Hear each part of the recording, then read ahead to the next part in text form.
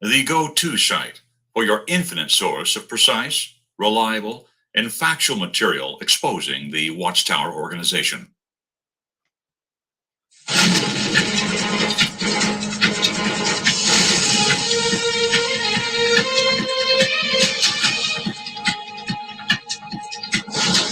Wow, here we go again, folks. Another rock and awesome Saturday night here at the Six Screens, and we're glad you're coming in. Wow, our telephone lines are lighting up. Our platforms that we're live streaming on, they're also lighting up. I hope you guys get lit up and come in tonight and talk with us.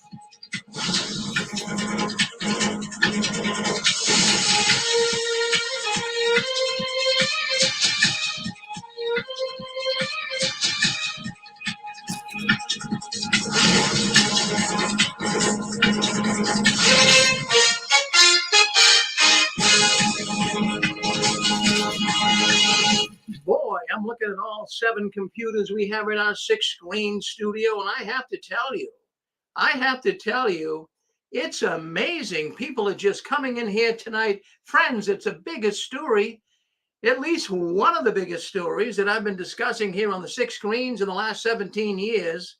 And we're so glad that we have so many people tonight, too, that will be eager to discuss this. We know about the murder, the killings, the shootings over there in Germany. We'll be bringing that up tonight as well. We'll do a little bit of news first, and then we'll get back into that. I got some things I want to share on that maybe you haven't heard yet. We had some discussions today with certain ones, and I have to tell you, I was really enlightened. I got some thoughts that I found very, very provocative.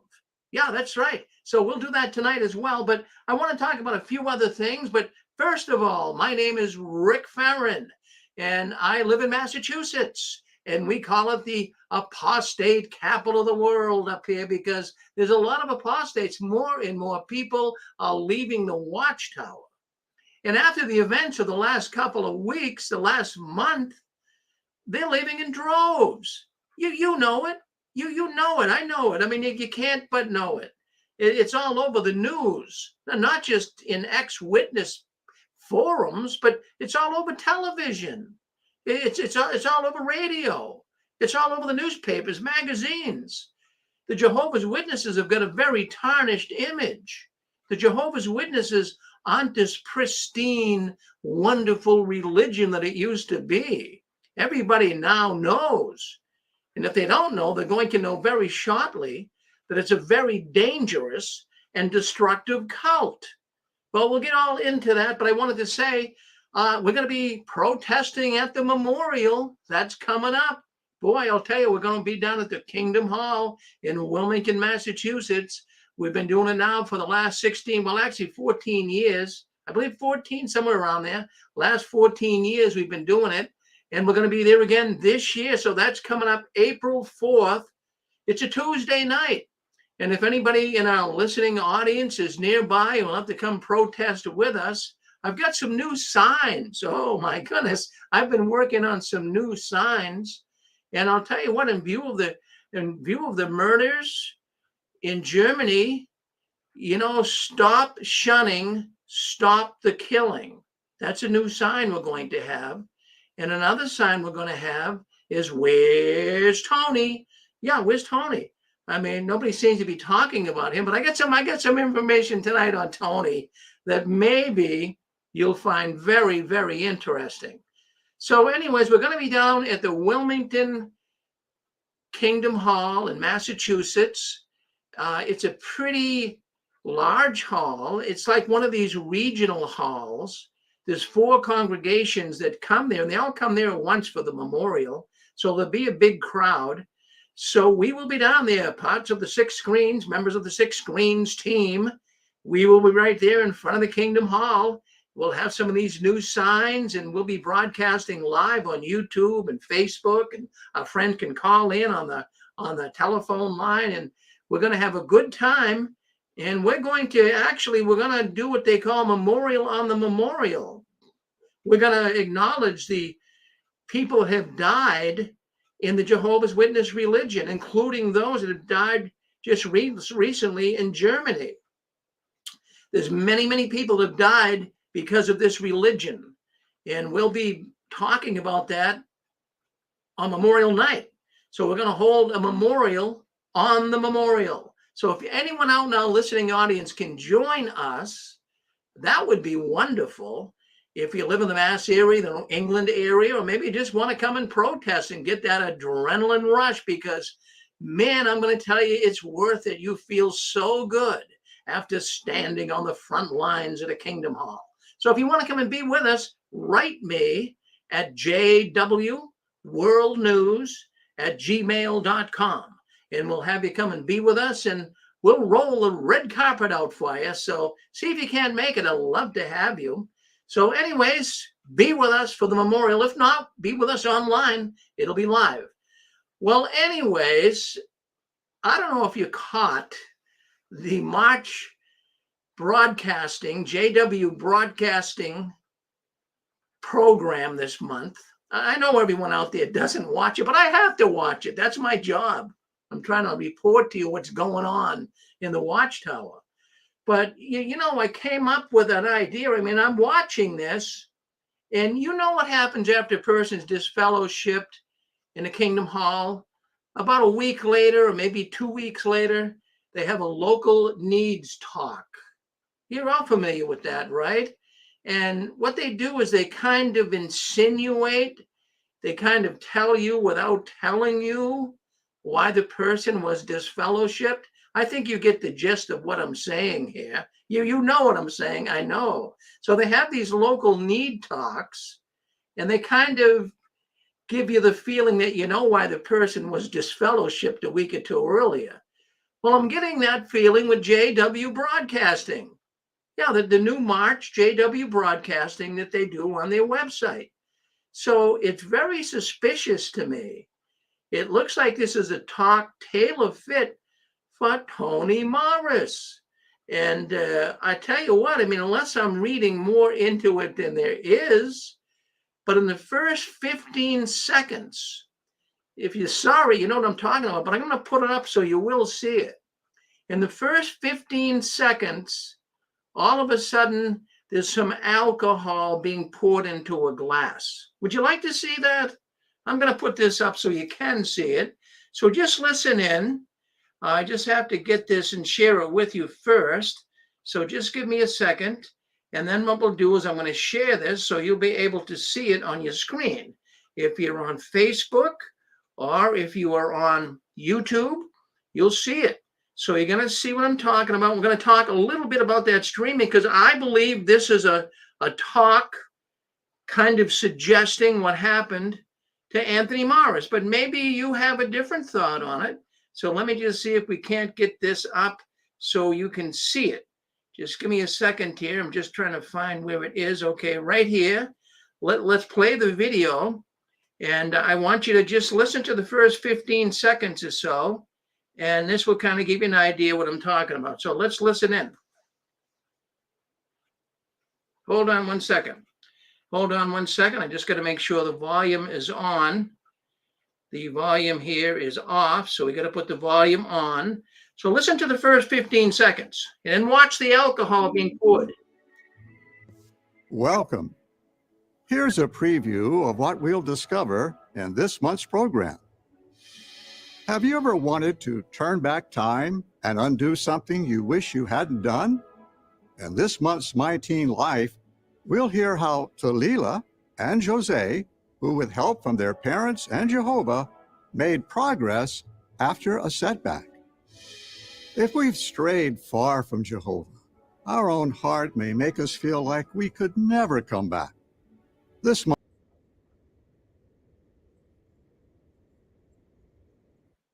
All right, I don't know if you saw that or not. I don't know if you saw well, I saw it, and it was a pouring of alcohol. It was quite profound. I wish I could stop it, but I just lost it. But it was pouring of alcohol 15 seconds into the video. There was alcohol being poured in a glass. Now, what was that all about? Was that some like a subliminal message? It only lasted for a very short period of time. I just lost it off my screen, or I tried to get it back for you so you could see it. Yeah, it was right there. And also at 10 minutes and 30 seconds in, it also starts talking about Paul, the Apostle Paul, and how he had a thorn in the flesh. I took this as Tony Morris had a thorn in the flesh. And then at 14 minutes and 40 seconds in, it talks about some personality flaws and bad habits that may not go away overnight. Some of them, it's a lifelong battle. And then it shows an elderly man. Well, alcoholism doesn't go away overnight, and that's a lifelong battle. Do you get my gist here? It does seem very much like this is about Tony Morris. I hope I'm not going crazy, but this is what I'm getting from it. But then also at 18 minutes and 14 seconds in, it talks about the slave of 2 talents versus the slave of 5 talents. His point was about giving what you can give, but inserting the slave for this point seemed to be the faithful, discreet slave. So who was the faithful, discreet slave member? Tony. So then at 19 minutes and 32 seconds in, it states from time to time, disagreements and hurt feelings will arise among our brothers. Oh, I mean, this is appropriate, I'm sure, that Tony had disagreements with the brothers there at Watchtower, and hurt feelings could have resulted. Tony's no longer a governing body member, as we know. So then in total, so just kind of wrap this around your mind. In total, we see booze. Do we see booze with Tony? Absolutely. We see disagreements between brothers.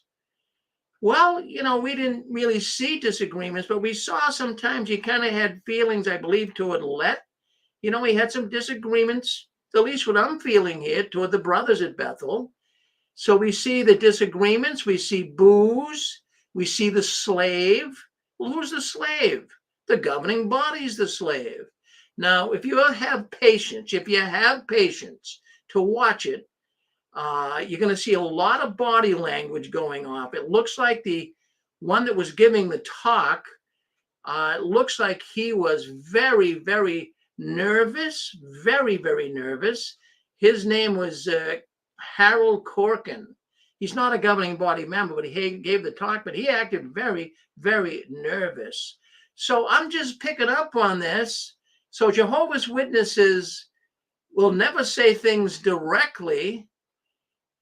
They don't want to really draw too much attention to it, but at the same time, they're kind of suggesting in a subliminal way, you could say. So around 1 hour in as well, you can check this out, that it shows elders who were disqualified and an elder stepping down. I mean, this has all the hallmarks of a local needs talk. Yeah, I mean, they could have just cut to the chase, I suppose.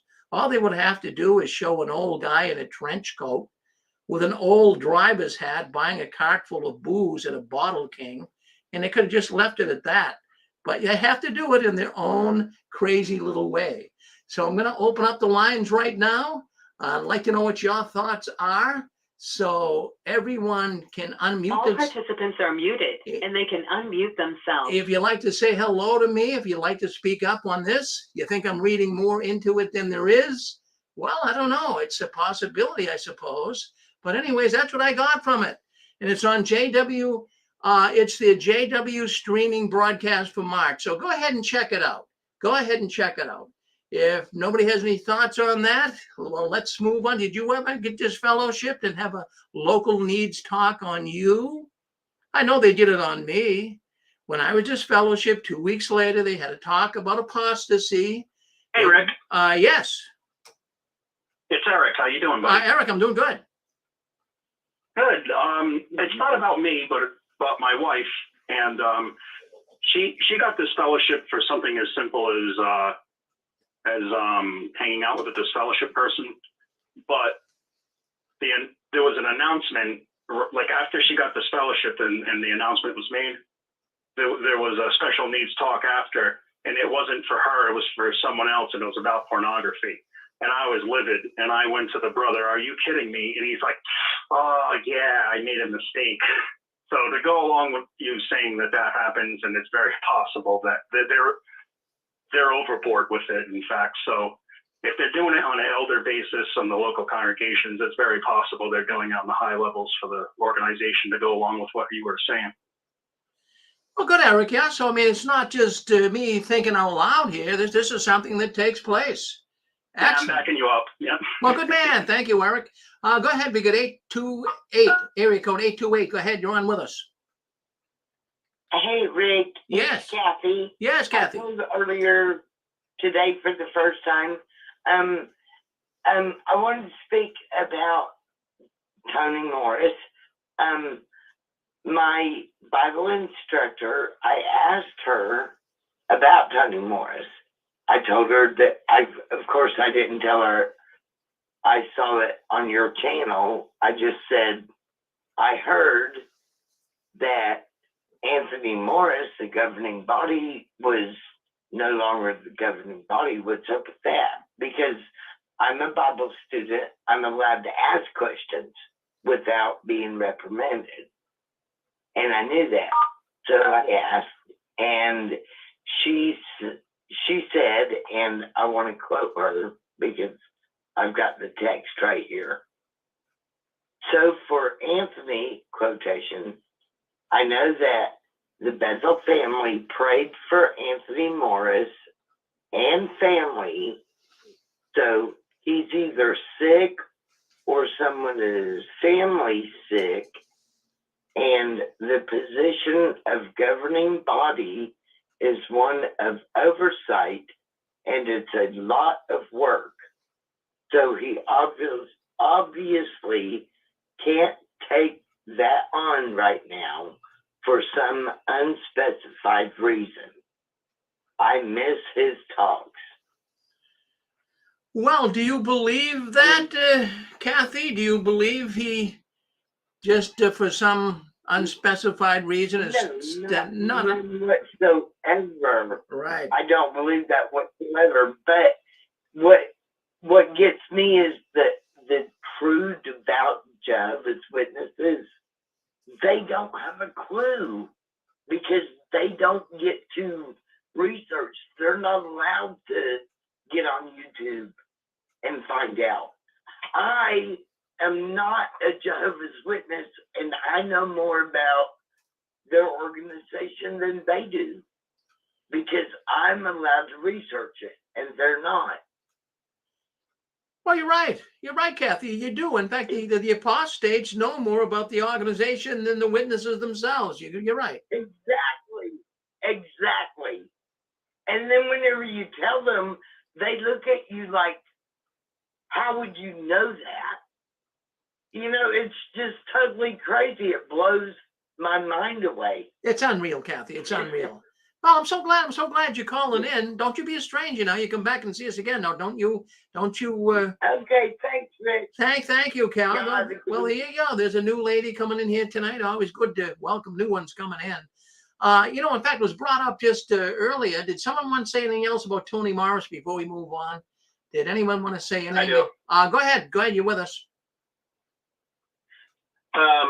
Okay, this may not be an exact comparison, but 40 years ago when there was that major purge at the Watchtower Society, in late 1981, somewhere in 1981, the Watchtower had like 3 consecutive study articles on the new rules about what you're supposed to do with regards to association with people who are disfellowshipped or disassociated and something like that. Like the timing was just too convenient. Like this was not long after Raymond Franz left the governing body and there was this great purge. So like I said, the timing of this also seems suspicious, that they would be focusing on booze because of that whole Bottlegate fiasco and all these years of hearing Tony talk where he just sounds like he's slurring through his dialogue, where he sounds like he's having a hard time just staying focused. I mean, I'm not saying it's a definitive fact, but the timing does look suspicious. Well, there you go, caller. It does look suspicious. Well, thank you for calling in. Always good to hear from you. Thank you very much. Well, Hey, Rick. yes, go ahead, Dick. Yeah, just another thought on what that caller just mentioned. I wouldn't be surprised at all if the Watchtower listens to six screens. I mean, we know they do. Johnny the Bethelite said that his assignment was to listen to what's going on six screens. It may be that the governing body themselves listen. And because we were focusing on tight pants, they decided that, hey, listen, it's out there. It's out there about, tight pants, and we're going to have to do something about it. We're going to have a special needs. Of course, they change the special needs up. And they come out and they say what they say. That, the poor brother might have had a problem, a lifelong problem. But I wouldn't be surprised if the reason they came out with their special needs program was because of what we were saying on six screens. Thank you. Well, thank you, Dick. Always good to hear from Dick. Well, my goodness. A caller called in last time on the program with Anne Marie just earlier, and he was talking about upwards of maybe 28, 30 million apostates, people who have left the Watchtower, maybe not active so-called ex-witnesses out on the front lines, but there was a lot. So how many did someone want to say something? Go ahead. All right. So anyways, yeah, this fellow was saying, he called into Anne Marie's program. He was saying, how many apostates are there out there? And he talked about maybe 28, 30 million apostates. Well, a lot have left the Watchtower. We do know that. But I'm going to give you some statistics here that are valid. They are valid. I'm just going to mute some people here. If you guys would just do me a favor, just hit *6. Mute yourself if you're not speaking up.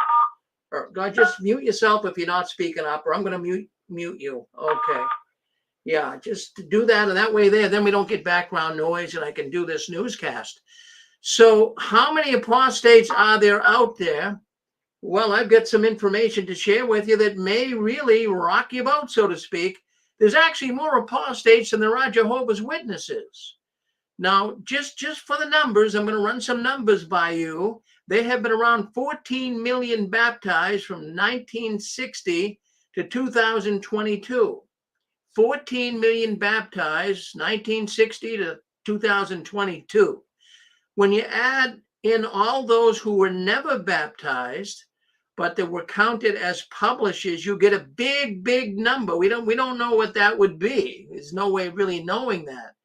But some of those that have been running the numbers here and working mathematics, that they're estimating that there could be upwards of 10, 15 million. We don't know how high it could go, but right now there's only about 8 million Jehovah's Witnesses. So, we're talking a lot of people who have left the Watchtower. Now, that doesn't even count all those active PMOs. There's a lot of people still in that don't believe the Watchtower, but they're going through the motion. They're physically in, mentally out. And, we'd have to count them too. So it's not unrealistic to even put it up into the 20 plus million former Jehovah's Witnesses. So, many of the Jehovah's Witnesses now, they're seeing their religion collapsing. We're seeing it collapsing. Now, I know a lot of people don't like the word collapse. No, Rick, it's not collapsing. Well, I'll go with the word decaying. That the Watchtower is definitely decaying. I think that's a perfect word to describe it. The glory days are behind the Watchtower. Can't you see the desperation in this organization? I mean, you guys don't have blinders on. The desperation is unbelievable. We've been reporting here for the last year on how they're feverishly trying to get brothers, to appoint brothers, trying to get brothers to reach out, to be a ministerial servant, to be an elder. They're even trying to get 20-year-old young brothers to be elders. They're doing everything they can. That's desperation. Wouldn't you call that desperation? I mean, at one time, everyone wanted to be a ministerial servant. Every brother wanted to be an elder. But they don't want to be that anymore. They're having a hard time even appointing these people. And then also the people who are physically in, mentally in, the PMEs they call them, people who are active witnesses going to the Kingdom Hall meetings, they're seeing all these empty seats, and the only one that's filling seats are old people. And the kids have all gone away. So it's old people. So I foresee, in fact, this is what I'm seeing now. I search all the different forums. I search the Reddit forums on the ex-witnesses. I search JWN, YouTube, everywhere I can get information for the week. That's what I do. Plus people send me. This is like a news clearinghouse. And I want to thank everyone that sends me information here. Yeah, all day long I'm getting information about Jehovah's Witnesses. And it's really amazing. But just to give you an idea, right now what's going on, the Jehovah's Witnesses are beginning to push, well, the organization, I should say the Watchtower, is beginning to push Jehovah's Witnesses to start having more children. Did you hear anything about that? Yes, the organization is actually encouraging witness families to have more. We've got someone, we have to mute yourself. Have to mute yourself up there in Montreal. We got to mute you. All right, because you have to turn your YouTube off too, because it's echoes when you come on. So anyways, they are asking, and you'll have time, who's ever calling in, I'm going to say it when I want you to call in, I'll open up the lines for you. So what we have here is the Jehovah's Witness Watchtower organization is now encouraging for more children. Now, when's the last time you heard that? We know so many children are leaving. Really, they get to be of 17, 18, 16 even. They don't want to be Jehovah's Witnesses. So this is the best long-term solution for the cult. But we know the door-to-door work is completely useless. They're the only people that are coming in baptized in the last few years are young children of Jehovah's Witnesses. So this is happening as I'm speaking. There's more and more little babies being born in congregations. Now, the children's book, do you remember the children's book back in 1941? Well, that was Rutherford's book. That's in the Rainbow series. And that children's book was actually telling people, witnesses back then, not to have children. Wait till after Armageddon.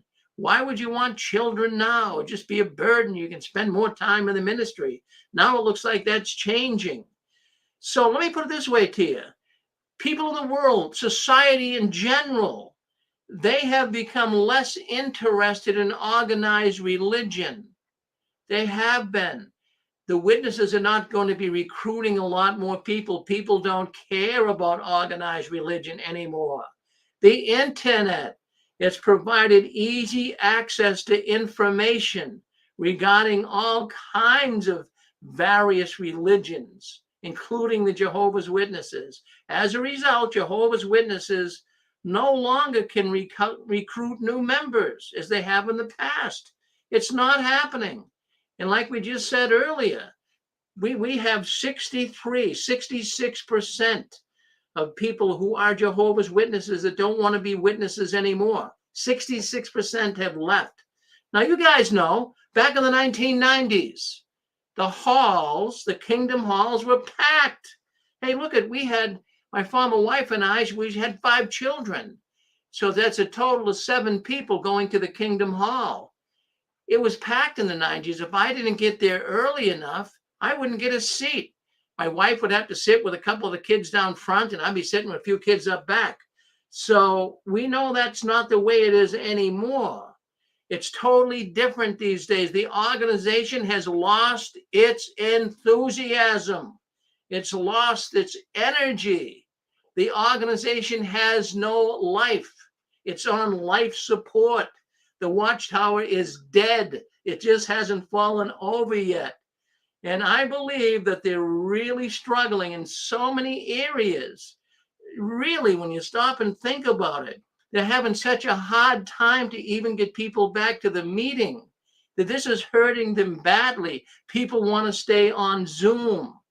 There's so much information, excess information on the web, talking all about Jehovah's Witnesses. And now you're reading about states here in the United States that are coming down on the witnesses. Look what happened in Pennsylvania just last month, on how over 500 congregations have to come forth with their records. They're being subpoenaed in to come forth with their records because the state of Pennsylvania doesn't trust the congregations. They know they're hiding pedophiles. And then we have countries all around the world that are starting to clamp down on the witnesses. Sweden, Norway, Belgium, Russia. That's just to name a few. There's more. Do you want more? I'll tell you what, all you have to do is punch in Jehovah's Witnesses, countries that are against them. They'll all pop up. So anyways, they're losing donations. We have Montreal. Montreal, you want to come in? Come on, Montreal. What do you want to say? Hi, Rick. Hi, it's Annie from Montreal. Yes, Annie. I am sorry I missed, well, when all this was happening the other night, I missed your show, so I'm very sorry about that. But of course, I heard what was happening through the news, and Hamburg is my hometown. Yeah, could we? What we could do, Annie, if you don't mind, we're gonna bring up that in just a while, back onto the shootings. So can you hold on to your thoughts on that? I really want to hear what you have to say. I know that was your hometown, so can you hang in for a while till we get on when we get on the subject of the shootings? Well, I didn't have much to say because I don't have family there anymore. So I just wanted to say, but it does make me sad because it is my hometown. That's more or less what I wanted to say. And yeah, did you watching the news about it? Did you know anybody over there? No, that's just it. I've been in Canada for practically my whole life. And actually, I never attended a Kingdom Hall when I was in Germany because my mom only joined the witnesses when we came here. So, no, I've never been to a Kingdom Hall in Hamburg, but I do know the area where it happened. And I'm very sad for the people because I know there is a lot of sincere JWs. Unfortunately, they get trapped in that whole cult, and that's more or less what I wanted to say. So my hearts go out to them. Rest in peace. But I am aware that now Watchtower is going to have a lot of ramifications from all of that. And people are going to take more notice, I hope, anyway. All right. Well, that's good. So that's all I really thank you. wanted to say. Well, I know the other night when we had a special that Constance, our friend on here, I'm sorry. Well, you don't have to be sorry. You don't have to be sorry. So she said, I'm going to get a hold of, I know that Annie is from Hamburg. So she said, we got to get her on. So thank you for coming in anyways and letting us know how you feel about it all. Thank you, Annie. Appreciate your presence here tonight. And thank you for your show. Okay. Well, thank you, Annie. Well, there you go. That's Annie from Montreal. But thank you. Yeah, thank you. Thank you. My goodness. So anyways, what we got going here is we do have an organization that really is in free fall. We have an organization that really is dying. It's decaying. I call it collapsing, but people hate it when I say collapse. Rick, it's not collapsing. Well, I will just go with decay if you want. But anyways, people are not as loyal to the organization as they were before. The organization right now is trying to reinvent itself, and it keeps putting its foot in its mouth. Now, there's two examples I want to share with you as of late. You know what's really ticking the witnesses off? You know what's really getting to them? It's getting under their skin. I'm going to give you one of the biggest reasons right now, and maybe you haven't heard this, but it's being spread throughout the congregations. In fact, in Watchtower teaching, that after the big A, that is after Armageddon, the witnesses are now being told where they will live in what they will be doing. Yeah, they're being told where you're going to live after Armageddon, when you go into the new paradise, where you're going to live and what you're going to be doing. This is not being received well in the witness world. And why would it? And why would the Watchtower even begin to suggest this? That seems like, but I think I know why. Now, you've been out in service before, and you've been in nice neighborhoods where they have really nice houses. And how many times have you heard the witnesses say, Rick, after Armageddon, this is where I'm going to live. Oh, that's going to be my house after Armageddon. And of course, a lot of people have heard that, and maybe got back to the Watchtower, and they're saying, what?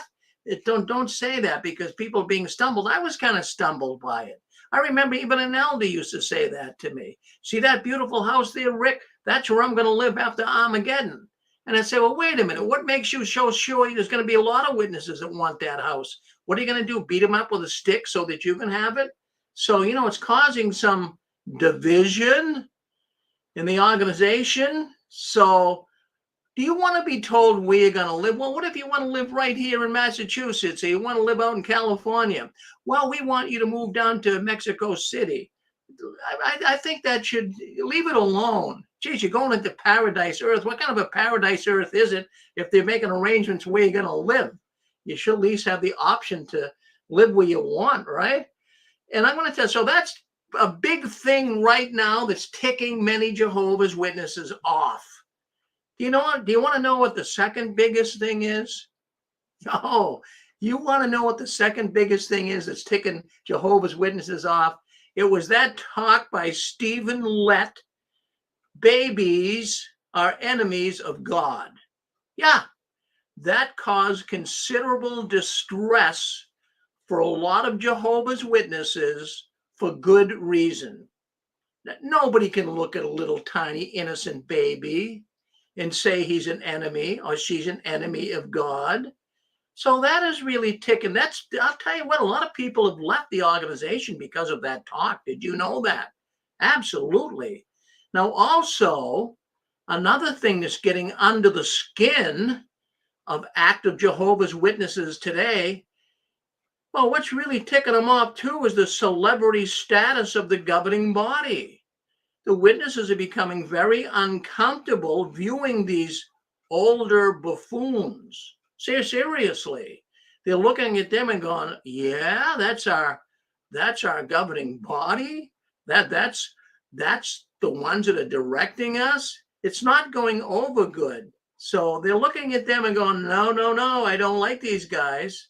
So, there's a lot of things. It's at one time we had so much feeling when we were all Jehovah's Witnesses. We all loved the organization. We were loyal. They weren't doing things like this to tick you off. The modern witnesses really getting upset. They're getting aggravated. And that's why we're seeing complete stagnation of numbers from year end to year end. The report just came out, the service report for 2022. It just came out a couple of months ago. It was a kick in the teeth. It was a kick in the teeth to the Watchtower, especially as they're trying so feverishly, so aggressively to speed up the chariot of Jehovah to get more people coming in the end, and it's working just the opposite. They're speeding things up, but less people are coming in. And I'll give you another thing that's upsetting the witnesses. Were you ever a pioneer? Did you go out and pioneer and put 100 hours in a month? Did you do that? Or sometimes you even gave it a little more. You said, I only had to report 100 hours, but I'll give it 108. And this you did because you were loyal.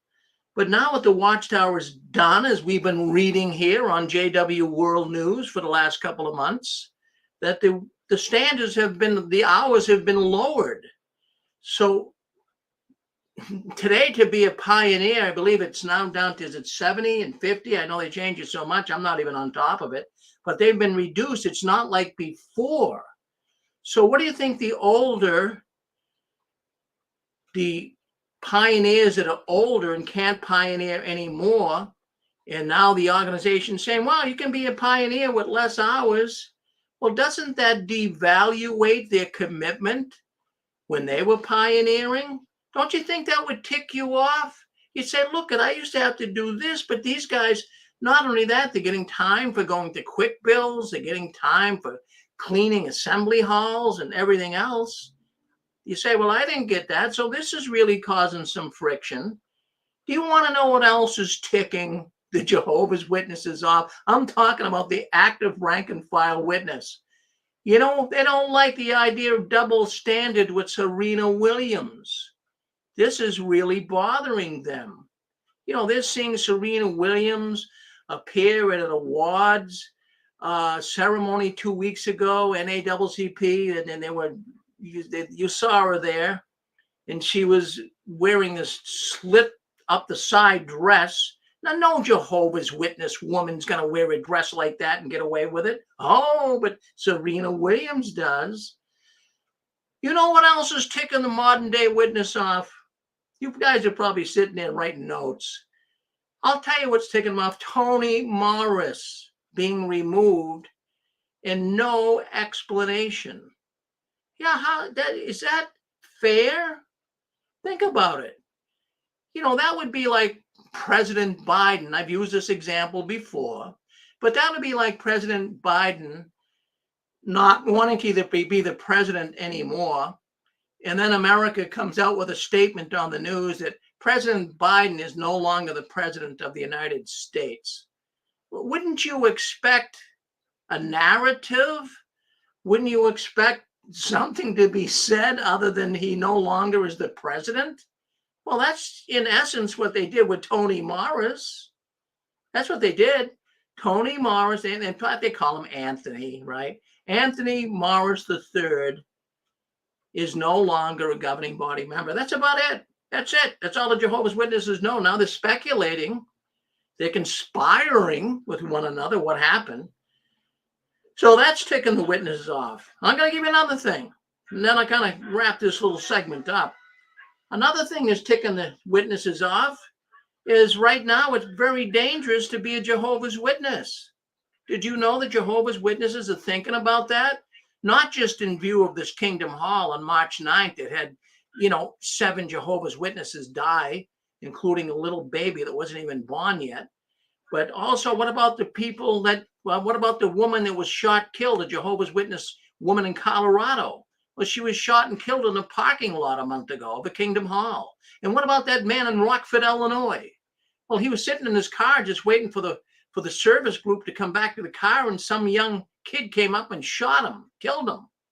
So wouldn't you say it's dangerous? Many witnesses are starting to feel that. Shirley, what do you want to say? What's on your mind?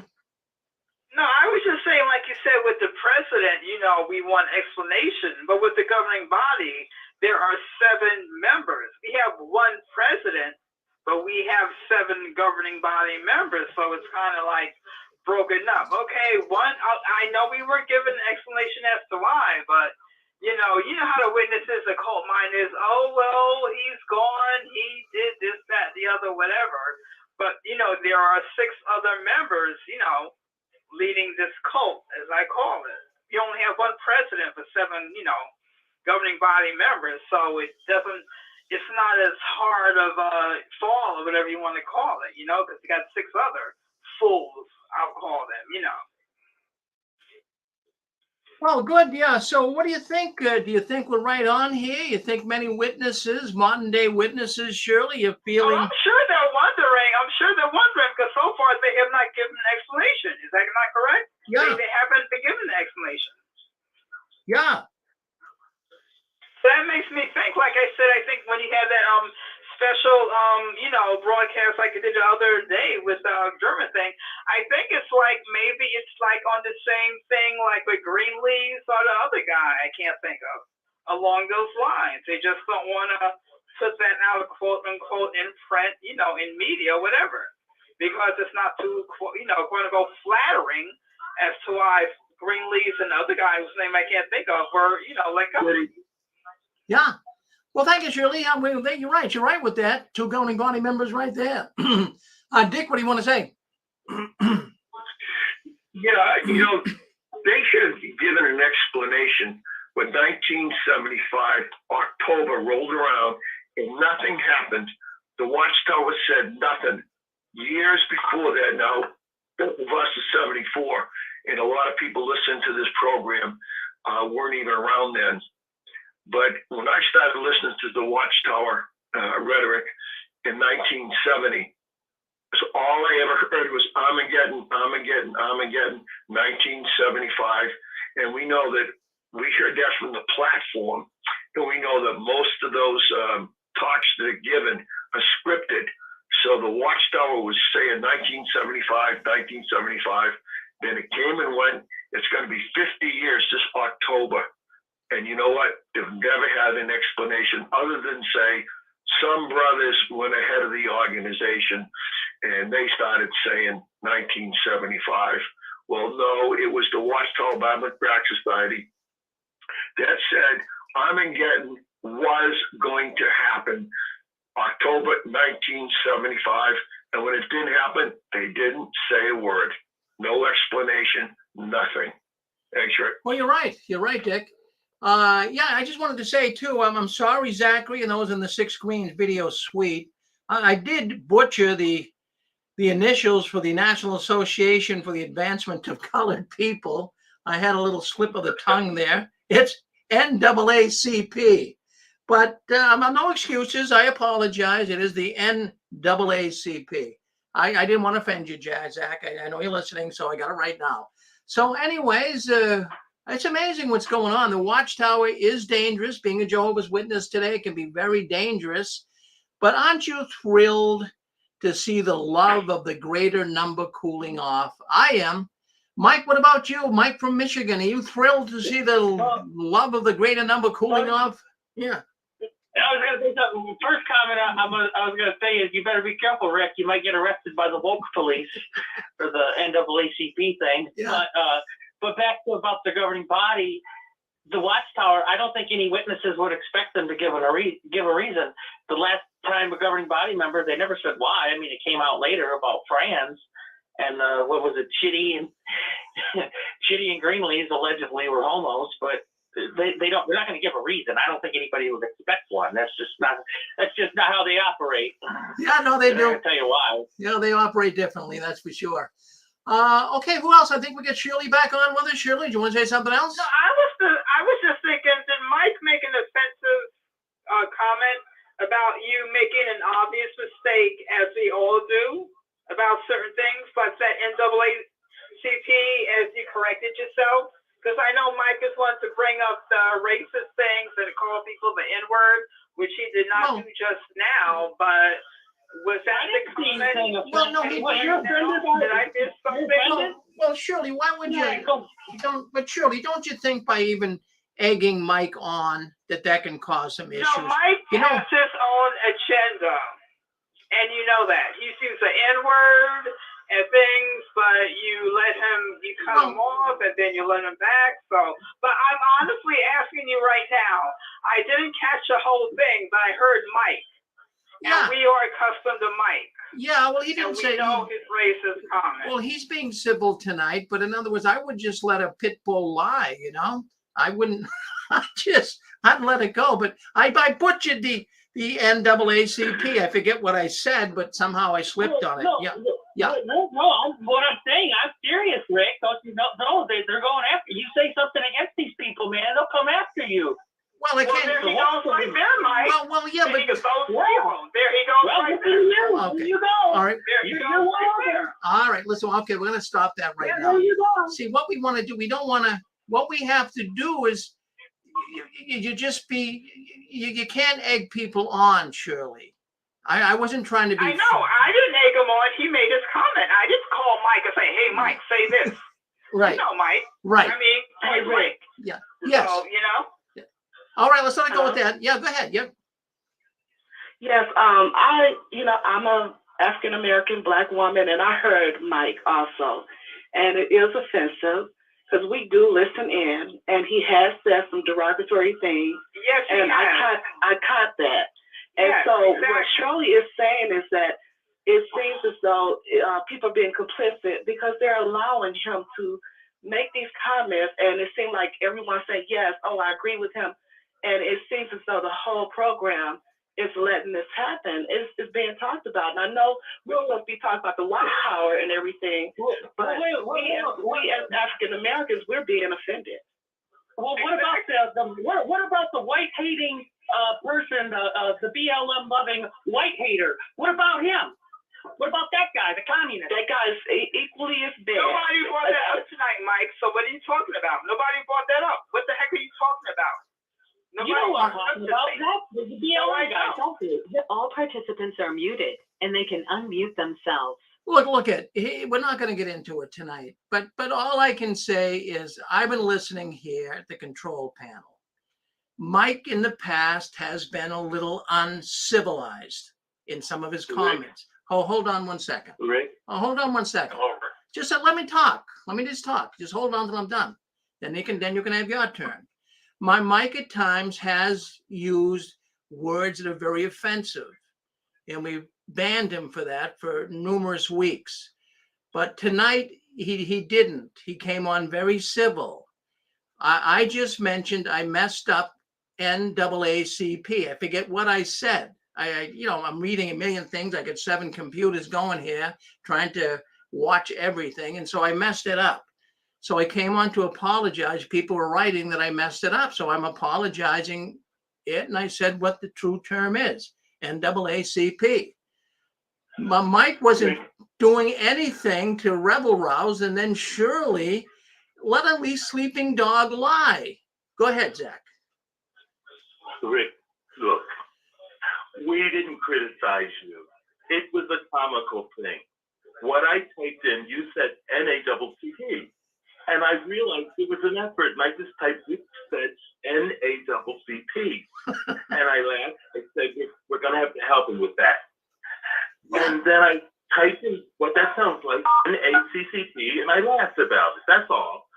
And I have no problem with what Zach said either. All right. I have no problem with what Zach said either. All right. So I was. You don't get in trouble. Yeah. It's fine. And I don't want Mike to turn it into something malicious, because it's not. Yeah, no, Which he did. Who's mentioning BLM? Nobody brought up BLM until Mike. Look at the chat. Look, there's nothing BLM until Mike opened his mouth. I just made my comment. I did not mention BLM. Let Mike do it a nice way. Go ahead and explain yourself, Mike. Go ahead. Right. Well, I didn't mean anything, right? When you said that, I just made a joke. I said, you better be careful about the woke police. I think they just proved me right. Look how they acted after what I said. They're the woke police. They're all upset over nothing. Hey, who's saying? Okay, all right. So you're one. You're one of them? Okay. Who's me? Okay. Oh, no, you are. All right, we're going to Who's me? What do you say? Let him be. Let him be. You are. So what do you want to call me? What am I? See, you're egging, Shirley, you're egging him. Oh, yeah. Yeah. They're just proving me right, Greg. Okay. All right, let's get off the subject. Let's get back. Let's get. So Rick might call me a communist. Oh well, don't. Sticks and stones will break your bones. Names will never hurt you. I mean, I know I'm not. He's called me. Yeah, he's called. Every time he calls in. He's called me names too. So don't just let him be. Just let it pit. Exactly. Yeah, just let it be. Okay, let's move on. Let's move on. I do believe we have my good friend coming in from the state of Washington. Did you want to say something, Jim? Hi, Rick. How you doing? Good. I just wanted to take the conversation back a little bit to Shirley's earlier conversation discussing Brother Green Jeans or whatever his name was, and she couldn't remember the name of the other brother. It was Chitty, and the easy way to remember that is it rhymes with shitty. Yeah, exactly. Thank you. Thank you. Yeah, the brother's name is spelled Chitty, but I get what you're saying. Thank you very much. Yeah. Yes, exactly. Yeah. Exactly. Okay. Oh, well, that's Okay. good. Well, thank you. Thank you very much, Jim. And we love everybody on here, but I just know that sometimes it's like a fire can be lit. So we don't want to do that. We want to stay on subject. Does 607, 602 want to come in? Go ahead, 602. 602, you want to come in? Go ahead. Hey, Rick. Yes. Hey, Rick, it's Gilbert. Yes, Gilbert. Hey, listen, I just wanted to tell you, as far as Serena Williams, I think it's a good thing, and it's just like turbulence on an airplane. You know, Watchtower is just going through a little bit of turbulence with her, but it's a good thing because these are Watchtower's words that Jehovah has a progressive organization. You cannot take that away from JW.org. Jehovah has said that he's a progressive organization, and women, natural-born women, can be elders in the congregation because in 2023, you can transition, and as long as you don't tell nobody that you used to be a woman and now you're a man, you can become a Jehovah's Witness elder, and we have a living proof of that. It's called Stephen Led. But I just wanted to let you know that that Serena Williams, you know, is this progressive thing. Watchtower wants to play politics and be involved in the progressive. But at some point, they're going to have to own up to Serena. They're going to have to own up to the transsexuals, the homosexuals, and the abortions. They are 99% on the side of the leftist movement, which is fine. You can do that. But when it comes to homosexuality, transgender, and what's the other one? Abortion. Watchtower is still not 100% on board. So I think that's the dilemma that they're going to be having pretty soon. Well, that I believe you're right. I believe you're right on, Gilbert. It's always good to hear from you. You always offer a nice, calm approach to things. You explain yourself. Remember, Can I say something about Serena Williams? have transition, yeah. Well, thank you. Can I comment about witnesses who don't like what's going on with Serena Williams? Yes. I was a witness, you know, an active. And I was deep in. I never got invited to these things because I didn't have the same status and the same achievements that Serena Williams has. Most people who are witnesses aren't going to be asked to do they're not going to be invited to the NAACP awards or activities because they don't have the same achievements that she has. She's for years, she's a top tennis star. So it is kind of new ground when you think of it. So what would be your point, though, Zach? I'm trying to connect the dots here. You said people don't like the double standards that, with Serena Williams. And I'm saying that most people wouldn't be invited to the things Serena Williams is invited to. So when I was in, I didn't know any witnesses who would be invited to do anything that she's been invited to do. So it's new ground. Well, I mean, what I'm thinking. Hold on, Dick. Let me just say this. Excuse me, Rick? Yes. Susan, what you want to say? I wanted to mention something. It's hard with sisters, sisters with daughters. I brought this up last week. You could use the example of, well, my daughter's been invited to the prom. She wants to go to the prom. She goes to the high school. She can go to the prom if she wants. And then, what we usually Jehovah's Witnesses don't let their children go to prom. But what if I do let her go to prom? Now she wants to wear a dress. And she says, well, Serena wears a dress like this when she goes to her fancy places. And I say, no, you can't have a dress like, well, Serena dresses like that. And it just makes it harder. And Serena doesn't have to dress like that. If she wishes to attend different organizations, that's fine. If the organization supports something that the witnesses don't support, then there's a problem. Now, tomorrow, I think, is the Academy Awards. Now, she's there for the Academy Awards. Why is she there? She has no movie out, so it's just something to think about. I'm just trying to point out another view. Well, that is a view. That's a view. You had daughters. You know what would happen. Now, I do know what would happen. Of course. Exactly. But now Zachary was thinking that, there's no harm to go to that event, at the NAACP Awards. Rick, you're changing my words. You just now said, I said there's no harm to go to that event. I said that most witnesses would not be given the same invitations that Serena's given to do the same thing, because this is an international tennis star. And most witnesses are not there. All right, so Zach, I'm just trying to. I know you want to make it clear. You're tiptoeing through the tulips. So you think it's all right for a person who's a Jehovah's Witness to go to an awards event? Do you think that? Yes or no? Well, when I went to award ceremony. So I guess I think it's okay if you're at an awards event. Zach, there are Jehovah's Witnesses that can't even go to their graduation. Never mind an awards event. Somebody's got a very noisy phone. Yeah, Zach, is that your phone making all that noise? Somebody's got a noisy phone out there. I don't know. Well, that's better now. That's better now. Is it okay? I was on speaker. Most witnesses do not. Most witnesses do get to attend their graduation. Yeah, but I know witnesses it couldn't. I know witnesses it couldn't. Well, but that's not a rule. Most witnesses attend their graduation. Right, but I mean, I don't know what you're talking about. Okay, go ahead. I don't know what you're talking about, Rick. Well, most people do. Well, I was homeschooled, so I didn't go to a graduation. Yeah. Well, that's a different situation. He's talking about people who have a graduation to go to. Most Jehovah's Witnesses are homeschooled, a lot of them these days. Yeah. Well, that's another subject. If you're homeschooled, that's different. But if you're in a school that has a graduation, most witnesses go.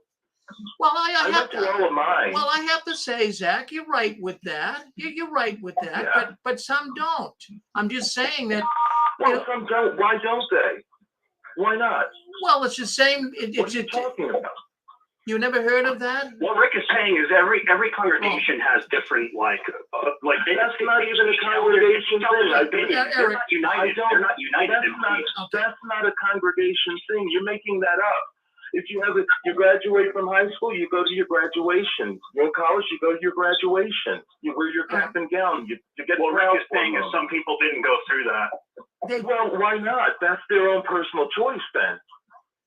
Right. I want to know a situation. Well, hold on. Give a situation. I can give plenty of situations. Well, just give one, Rick. Just one. Well, no, I want to hear from Rick one situation. Yeah, can everybody else just calm down? We'll give everybody a chance to talk, okay? Just everybody. Right. We got 32 people trying to talk at once here. Okay, so let's hold on. Let's just finish one statement at a time.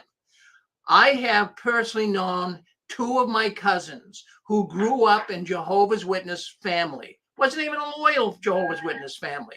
They wouldn't let them go to the graduation. Now, I know that's a personal thing, but it's the same thing with so many incidents. They don't want you, Jehovah's Witness organization, Watchtower, doesn't want you doing diddly squat. The only thing they want you doing is going to, well, you might disagree, Zach, but I have to say. No, Rick, we're talking about graduations right now. Would you say that most witnesses attend their graduation if they have one or not? I would say yes. I would say yes. Okay. Yeah, I mean. Okay, I'm going to mute myself because I don't want us to go off into, Well, I mean, to say hello, Zach. Most people don't know, but the pop star that was part of the Beastie Boys, he was a witness, and he wrote a song, "You Got to Fight for Your Right to Party." So it depends on the class of the person. It depends on the family. It depends on the locality. Right. I've been to awards. I had a fancy dress. I went to prom. But the thing that I remember was a witness article that said, if you're a stockbroker on Wall Street, you can keep your year-end bonus. It's not a Christmas present.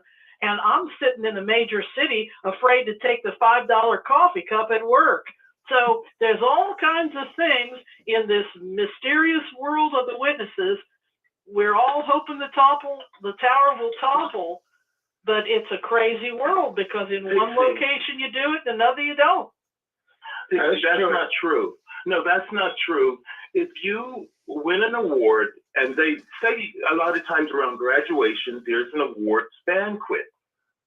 And so you get to go. You're allowed to go. There's no witness thing that says you can't go to an awards banquet. I went to mine, but that's right. So Pixie, what you're saying is kind of making it sound like, okay, yeah, you're right. You shouldn't go to your awards. You can't go to awards banquet if you're in this locale. That's not true. The general consensus would be, if you got an award coming and if your school has an award banquet, you're allowed to go to that. If they have an award ceremony, you're allowed to go to it. That's the general consensus. I agree, but I've heard so many crazy things of kids not going to prom and stuff that I didn't. I know, but Pixie, you said you've heard crazy things. But what about your own experience? My own experience was a good one. I had plenty of party dresses. I've worked in major theaters. Okay. Oh, this is true. I am going to mute myself. I'm glad to have had that conversation. I'm done. I'm done too. Have a good night, everybody. We have a lady that wants to. We have a lady that wants to come in. Then we get Chewy. Go ahead, sister. I'm hearing you're trying to come in. Is your sister trying to come in? Go ahead. You're on with us. If not, we're going to go to Chewy. I'm sorry. I'm from Brazil, and I was not allowed to go to my graduation party. I'm sorry. Because hey, listen, everybody just mute.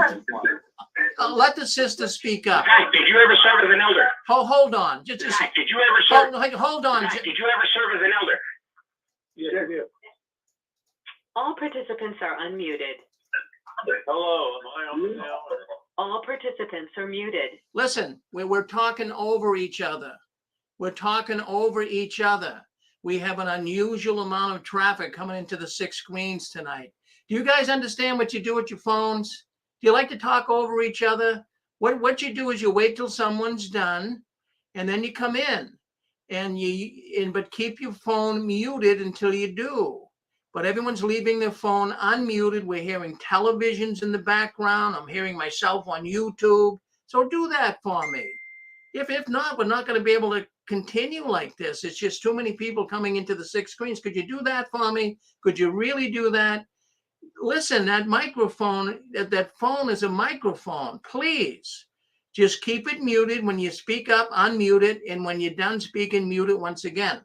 All right. So what we're going to do is I'm going to allow people to come in. We had a sister from Brazil. You guys come on every night. You have a chance to talk, but we get new people. Let's let the new people speak up. We want to hear from them. So we have a sister from Brazil. So when I open the lines, I want the sister from Brazil to hit *6 and talk to us, please. All right, let's open things up. Let's do it. All participants are muted, and they can unmute themselves.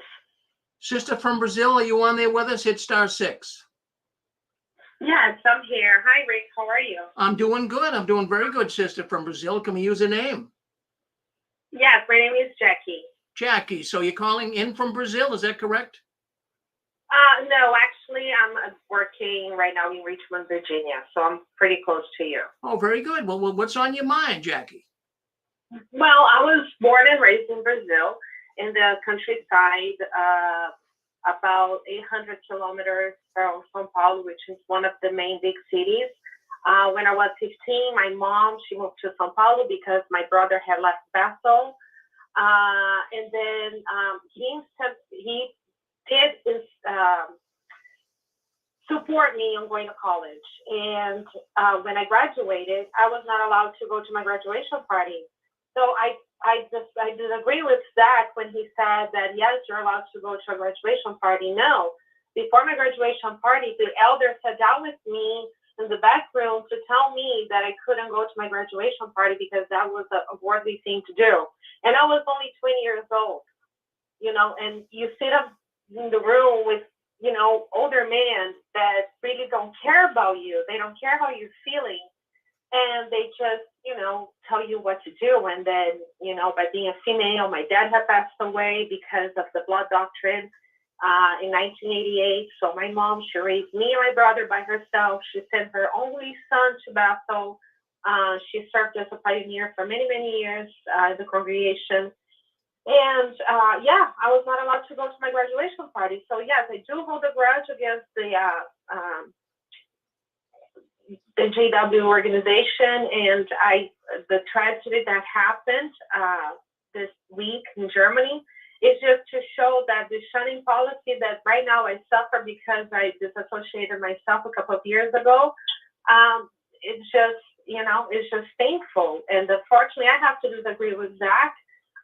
Maybe like this here in the United States, but in other countries where they are a little bit more rough and they really follow the rules, no, you're not allowed to go to a graduation party. They're going to take you back to the back room, and they are going to tell you that if you go, you're going to lose your privileges. Well, and who wants to lose your privileges? Well, Jackie, I have to tell you, thank you very much. Your commission check will be in the mail. I'm sure. I'm sure Zach's hearing this. I'm not. This is Joey. Go ahead, Joey. Thank you, Jackie. Go ahead, Joey. Yeah, I'm going to chime in on what she said. It depends, and what Dixie said, it depends on the congregation. I don't care whether it's in print or whether it's not in print. It depends on the congregation. I got my yearbooks. Okay, I still got them. I'm glad I got them. I went to football games. But my best friend that I was growing up, his mom wouldn't even let him get a yearbook. Wouldn't even let him go to a pep rally. Didn't go to the graduation. Didn't go to any football games. And he don't want to talk about religion at all now. And she actually approached me when I told her I was going to get a yearbook. And she said, "Don't you think that's getting involved with the spirit of the world, the spirit of school spirit?" I said, "No." I said, this is a memory for me. And I'm glad I got them now. Now, the other thing, I'm going to switch threads here. I forgot about this till just a minute ago. But there was a video out on, I think it was that Ryan Coltastic. Ryan, she's been on here before. You said, Rick. But she had a short video of the Norway thing, and she actually got the thing where that Yay and Pedersen signed off on that box to where they're trying to fool the government of Norway, right? Well, she put that piece of paper up there, that little form that he checked. Well, guess what? It had Yay and Pedersen's email address on there. So I emailed her a copy of her video to him. Yeah. Well, that's fascinating. Well, thank you, Joey. Thank you. We got that West Virginia coming in. Go ahead. We got, I guess this is Kurt. Go ahead, Kurt. I hope my phone sounds okay. I wanted to just mention something about muting the phone. I can listen for hours. I'll have my phone muted, *6, and then when I get ready to talk, of course, I unmute it. Now, if I get engaged into a conversation, I'm unmuted on *6, of course, because it takes a second or two to unmute yourself. So what I do is I use my mute button on my phone. In other words, I may be unmuted on *6, but I'll use my mute button on my phone. So, maybe if everybody at least does that or does the *6 muting, it may help. It's cleared up now, but therefore we went through a rough patch there a few minutes ago. So I thought I'd just bring that up. You could use your mute button on your phone if you are not muted on *6. Okay, thanks, Rick. Well, Kurt, hold on. Let me just say 1 second here. Kurt, thank you very much for saying that. I try to tell people that. They hit *6. That's why you hear a lot of dinging and dinging and dinging, and it drives you nuts if you can hear that. I can hear it in the control panel, but if you just use the mute button on your phone, it's 1,000 times easier. Go ahead, Zach. Okay. I just want to say this, that sister from Brazil, I think she kind of changed my words. I don't disagree with her about graduation parties. I said nothing about graduation parties. That's not my point. My point was about award ceremonies, award banquets. That's all. Sure. Hello? Go ahead, Mike. Now keep it civil. Keep it civil. Yeah. I was just going to talk about the graduation party. I can remember when I was a kid, this was back in the 90s, there was an incident at and I'm mad because we were out of town or something, went up north. This is, I was just a little, I don't know, I might have been 10, 11 years old, I don't know, but I remember vividly. There was an incident at a graduation party that I heard that they got some alcohol there. So later on, the presiding overseer gives the part at the Thursday meeting about parties, and his son was like high school age, so it's kind of like him and the son talking, and it's like, he's all excited about having a graduation party, and it's like, well, you don't, because there could be drinking and all this, and oh yeah, I'm not going to have one. So it was a thing, Rick, for a few years in our congregation that nobody had graduation parties, and people were upset about this. I remember being at a wedding or something, and there was the brother, because he was an elder, so his daughter was graduating. He can't have a graduation party because of the presiding overseer. So it was, I'd say, a few years, nobody in the congregation, this was in southeastern Michigan, and our congregation had graduation parties. But if you went to another congregation, well, then they would. But then I guess finally, I remember somebody had one after a few years. I guess the presiding overseer was removed or was deleted from he was still an elder, but no longer the PO, so it got reinstated. But I just remember that it was kind of a rule in the congregation for, I'd say, a couple of years. Oh, yeah. Well, different, but like you said, Mike, different congregations have different rules.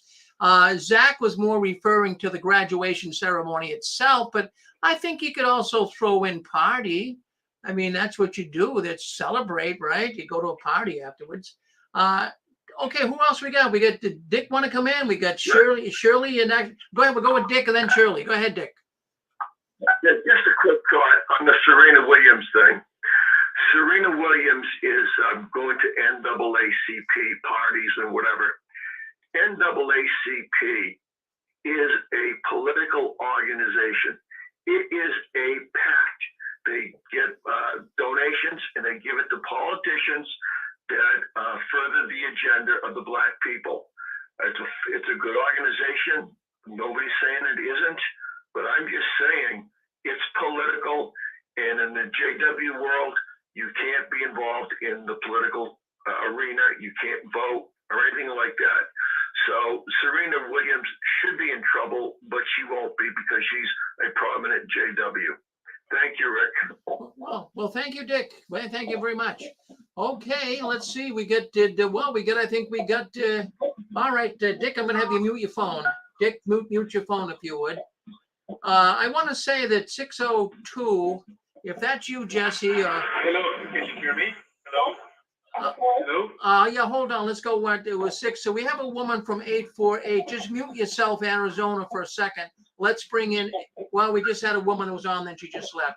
What you have to do, your phone 602, is that Jesse? No, that's me, Laura. All right. Did you want to speak up, Stephanie? There's a lot of static was on your note. Go ahead and I want to comment about the graduation party. Yes. That's like, I graduated in 76, and it was like the best memory. Like, I can't even imagine not going and celebrating it. Well, congratulations. Thank you. And as far as Serena Williams, she, that's the double standard. I don't think she should get to wear the dress with the slit. And then as far as the Black Lives Matter, they do matter, and so does every color. Like, there's a Mormon boy, I guess. Oh, well, he wasn't a boy. He was like 20 years old, and they pulled him over in north of Salt Lake City, and the police just shot him they thought he had a gun. He didn't. And that's all. Well, thank you for calling in. I think this is the first time you called in, right? It's the second time. Well, thank you for coming in. Always good to have you come on. Now, don't be a stranger. Come back and see us again. Thank you.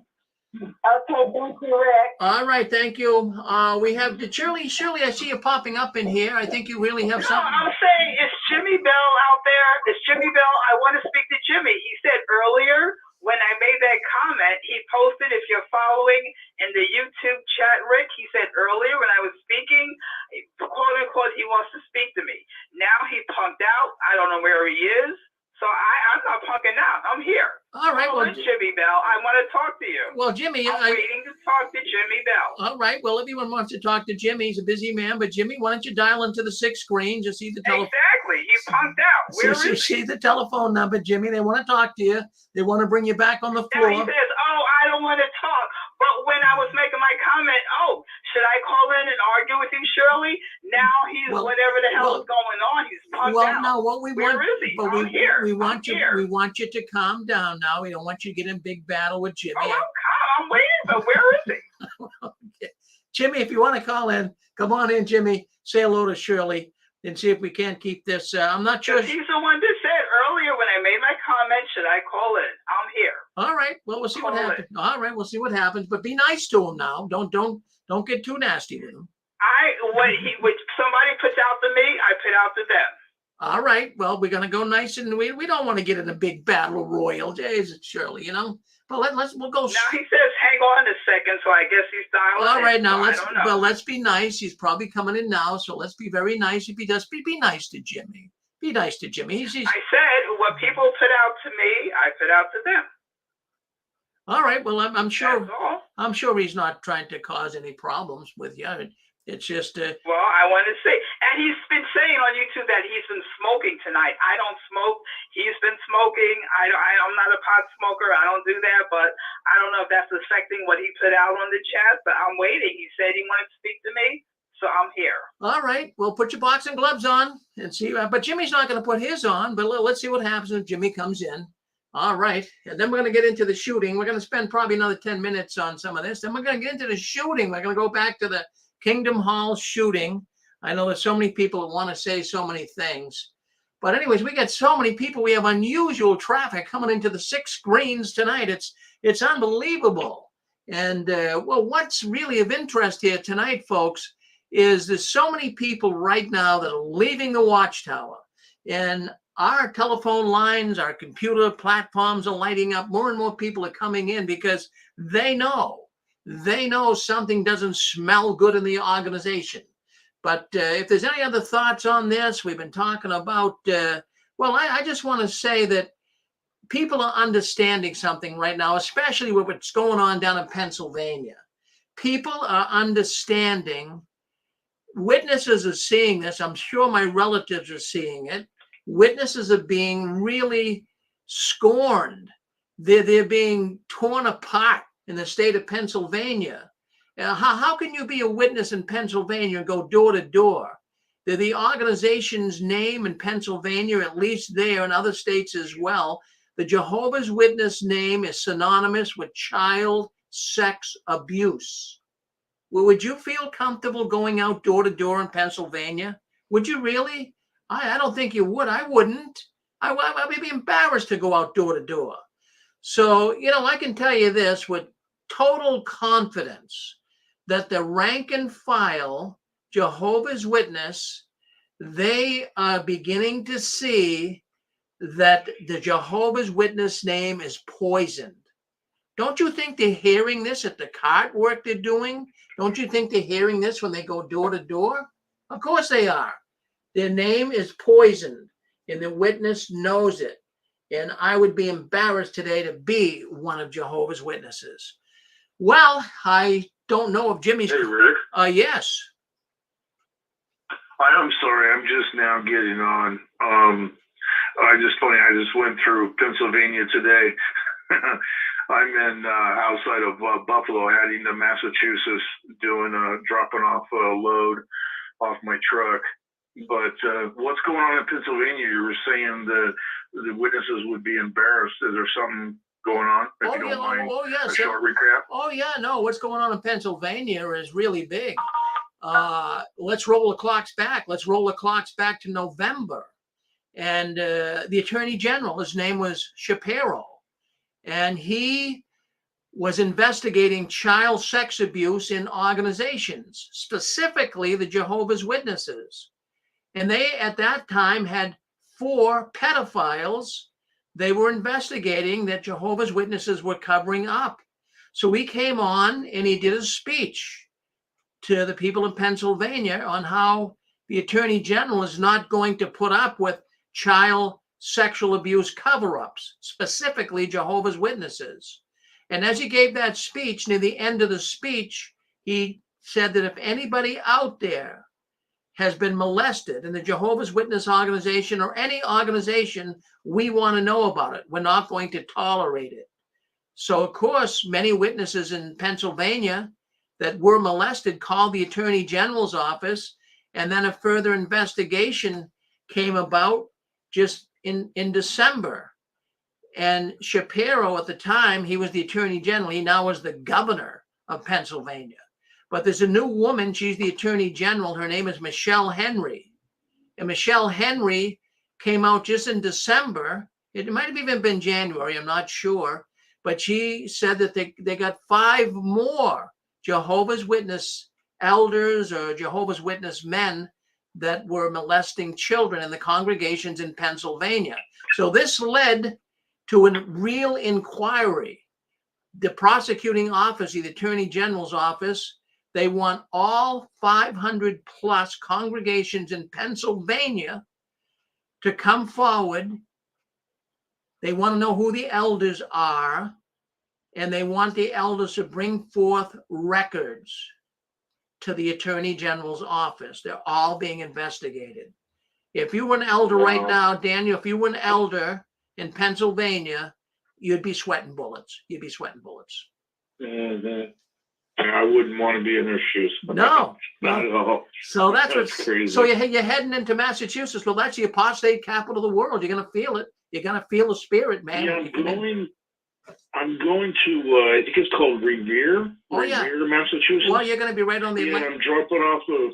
Yeah. I gotta drop off a load and on Monday morning there. I don't know where I'm going next, but yeah, I've been all over the place. So I got a new job. I basically drive a box truck and do an expedite delivery. So I've been going to places I've never been before. It's pretty awesome. But I went for the job. The guy I work for is in Brooklyn. And so I went and met him, and I flew out, and everything went well. And so now I'm driving for him. So I'm all over New York and Massachusetts, possibly going to Florida. So I'm gonna be all over the place. Well, good for you, Daniel. Good for you. So, anyways, when you go to Revere, that's about, I'd say, 20 miles from where I live, and also in Revere, that's right on the Atlantic coast. So you'll get to see the Atlantic Ocean. Yeah. Oh, wow. Yeah, so that'll be. I'm looking forward to it. So that'll be good. Well, you be careful driving, and thank you for weighing in with us tonight. Thank you, Daniel. Of course. All right, well, Hey, Rick, I'm here. Okay, we got 2 people coming in. Rick. Let's go with the first one before you. Let's go with the one that came in first, and we'll go with, I believe that's a fellow from New Jersey. I'll go with the first one first. I was going to say about Pennsylvania with the Jerry Sandusky stuff that went on at Penn State University, where he had the pedophile thing going. And Pennsylvania is known for a lot of pedophilia in the state, just historically, and that the witnesses are founded out of there. And we know the occult connections to the Watchtower being a tarot card with a tower that's falling over on fire. It's like it's designed to eventually self-destruct from inside out. It teaches its people to be very telegenic, to go door to door, be presentable.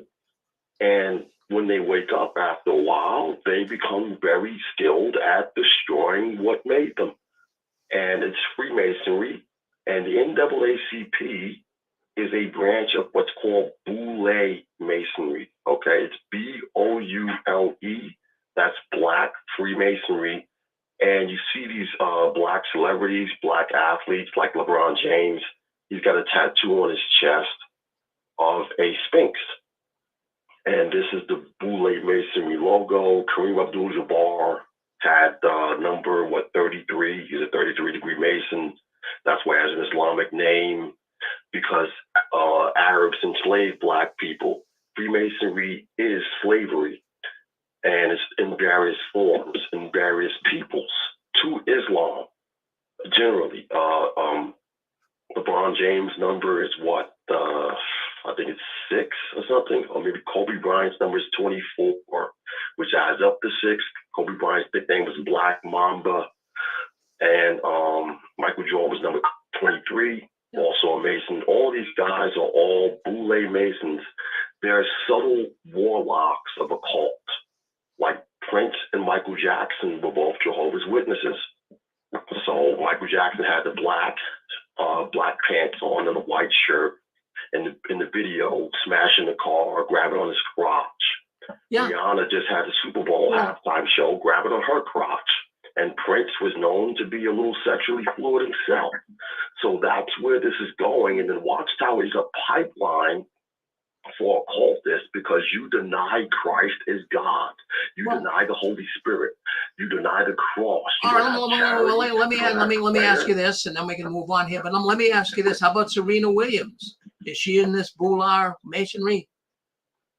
Boule Masonry, I would assume so. She's got a lot of risque images out there herself, so it's very subtle, but it's a pipeline for Hollywood because the Hollywood tree, a wizard's wand can only be cut from a Hollywood tree. So in a cult, the Hollywood land that's in California, it's always been demonic. And if you look at this country, in the Washington, D.C. street grid, you have a pentagram, you have all these. Oh yeah, no, we got all that. We can't spend too much time on this. Yeah, but we're not aware that they're using it for occult mind control.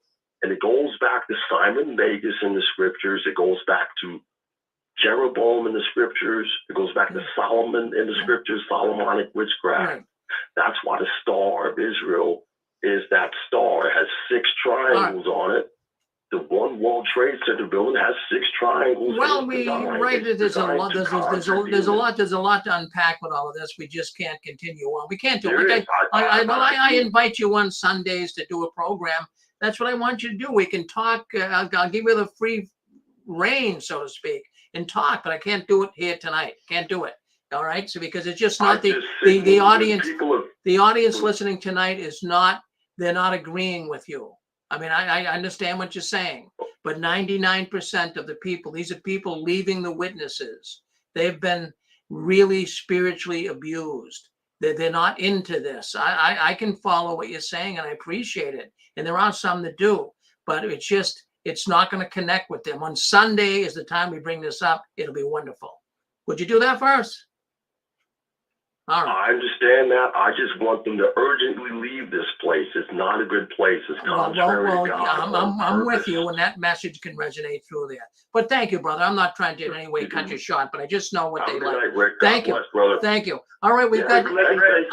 Listen, we got. Hold on, brother that Dixie wants to talk to. Well, hold on. Wait a minute. We got Jimmy Bell. Jimmy has been patiently waiting to come on. Yes, I have. So he's been here. Jimmy, I don't think you have your boxing gloves on. You're not really you're a peaceful man, but we have a woman here. Yeah. Her name is Shirley. For some reason, I think she's a secret fan of yours, to be honest with you.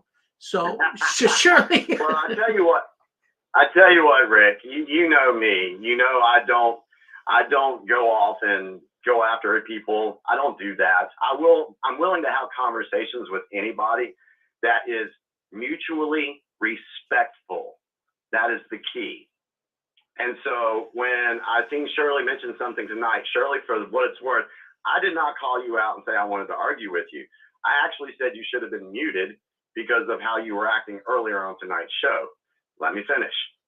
And the other night, go back in the comments, Jimmy. You said you wanted to speak to me when we're here. We're here. Okay. Go back. So you started it. I have this one question that I want to ask you because I'm not here to hijack Rick's show. Why? Because according to the other guy the other night, we want to keep this dignified, right?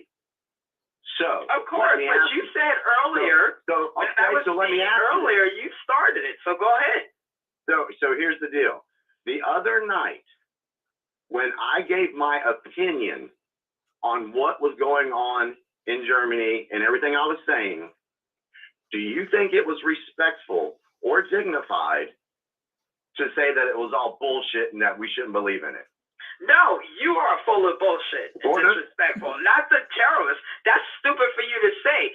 7 people killed, and I'm calling that bullshit? Are you serious? No. Do you really think I said that? No. Shirley. And to be honest with you, Jimmy, that was Thursday night. I know why Rick called in. People were killed in the Kingdom Hall. I called in to give my honest opinion.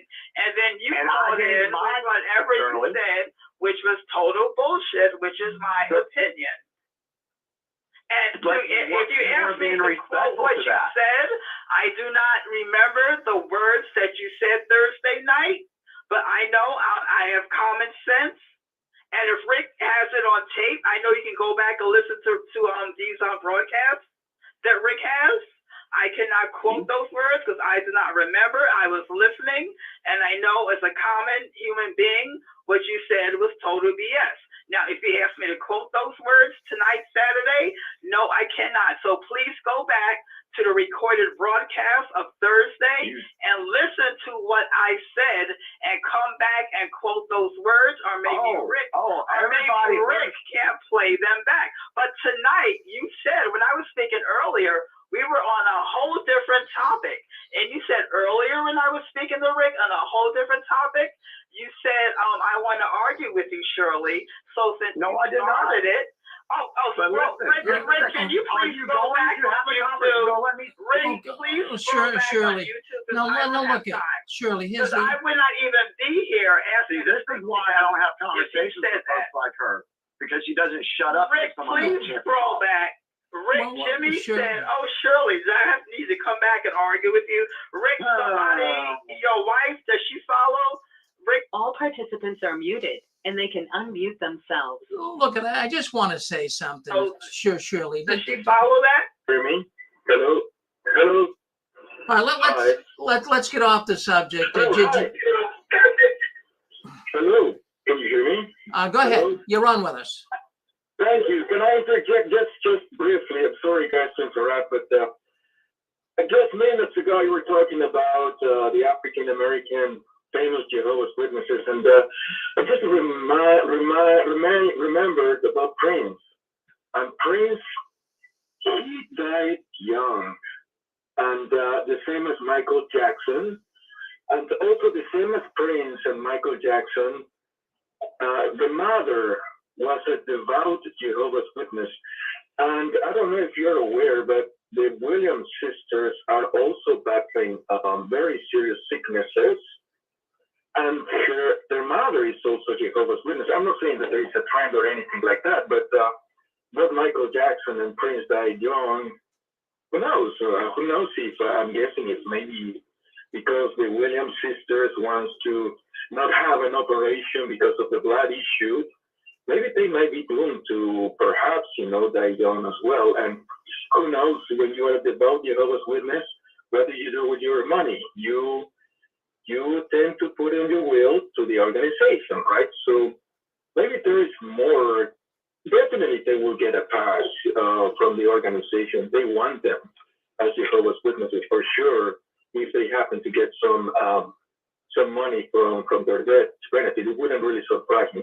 I'm really sorry. I know I interrupted something, but I just wanted to mention that. Thank you. All right. Well, thank you for calling in, brother. Okay, let's kind of switch gears here. So yeah, we don't want to, let's all be peaceful here, because let me tell you what goes on. There's people coming in for the first time. Some of them are active Jehovah's Witnesses, and they come in and hear us all battling. I don't mind a little bit of it, and I'll tell you why it can be good. We couldn't voice our opinions in the Watchtower. So, we can do it here, but, let's do it civilly. We don't have to get in a big battle with each other. As far as Jimmy and his feelings on the other night, I don't have to go back and listen to the tapes. He wasn't in any way making fun or in any way saying that didn't happen. He was just saying that certain events sometimes are flagged. It's almost like it's put out there and really over embellished to take your mind off other events. And that particular day, there was a big thing going on in Germany, as Jimmy said. It was concerning the pipeline from Russia to Germany. and there's a lot of controversy. The Russians are thinking the Germans might have blew it up, and they didn't want to get into it. So Jimmy was just saying they over-embellished, they over-emphasized what happened with the witnesses. That's all. I mean, that's what I got out of it. But he has a right to say it, and Shirley has a right to say what she feels too. So that's good. We're all friends here. All right, let's change some gears. We got some other stories to talk about. I want to go back now. We're going to talk about that Jehovah's Witness shooting. We're going to talk about that. We're finally going to get to that. And I got things here that maybe you haven't heard before. I worked all day long. I was up very early this morning, talking with people pretty much all over, emailing back and forth. So I've been getting information from all over the world, really, from different people that have been sending me news articles here concerning the Jehovah's Witness shootings. I'm going to mute everybody right now. Please, we're not going to interrupt anything right now. I'm going to call people in.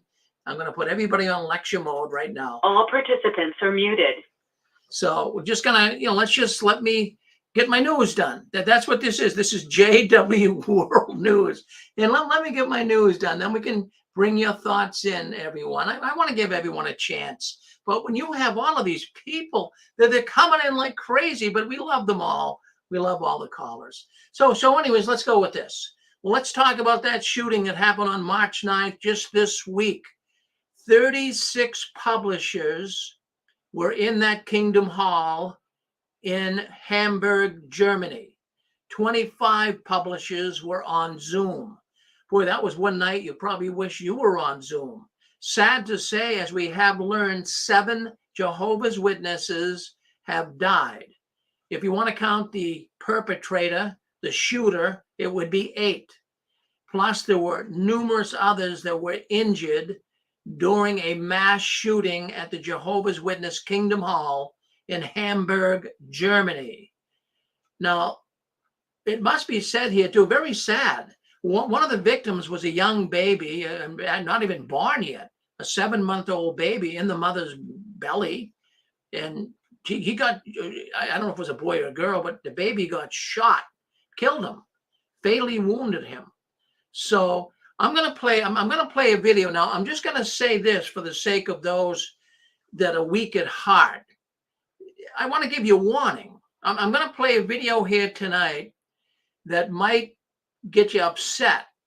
It's kind of grainy. You're going to hear some German faint voices in the background. And what this video is, let me see if I can't get it up here right now. And make sure we got it here, which I think is right here. Yes, it is. So what I'm going to do with this is I'm going to bring it out so you guys can see it. If you're on Facebook, if you're on YouTube, you'll see it. So I'm going to put it up here so we can share it on my screen, and you'll be able to get an idea of what took place. It's a traumatic let's see, I think it's this one right here. No, it's not that one. It's this one. No, let me just make sure I get the right one. I got a number of videos up that I want to share with you. So, okay, it would be this one right here. Now, I'm going to share this. Now, if you have a faint of heart, you don't want to watch it. I'm going to just give you a little clue. It's a person that was across the street from the Kingdom Hall in Hamburg, Germany. And what he was doing is he was filming what was going on. He evidently was on an apartment with a balcony. He was filming everything that was going on at the Kingdom Hall. You could see the climbing. He was actually climbing up the staircase of the building. Somehow the perpetrator got up and was shooting through the window. And you'll see him on there. And you'll hear some things. So let's share the video. And hopefully, it's a little grainy. It's a little, you can't make out the sounds, but what? Okay, let's do this first. Let's just share it, listen in, see what you think. Let's play it.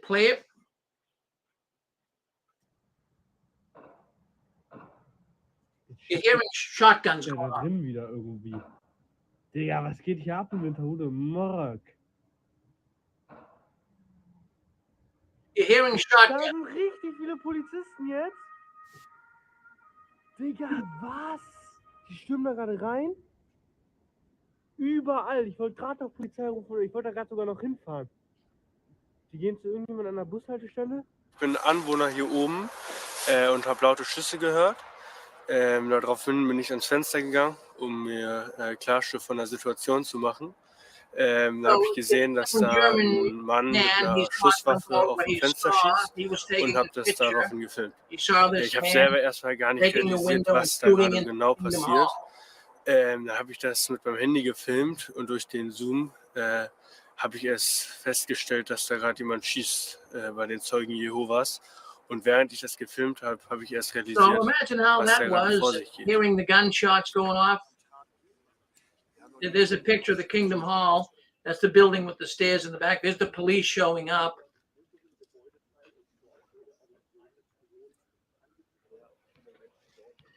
The tactical team is there, the SWAT team. So yeah, it showed the gunmen. Now they're looking in the window there. You can see some witnesses looking out, but it was a terrible scene, folks. So let's stop that right there. That's yeah, that was a terrible scene. But the thing was, folks, it's hard to really watch this. I want to do this, but I want you just to listen to this. I want you to. All of us are ex-Jehovah's Witnesses.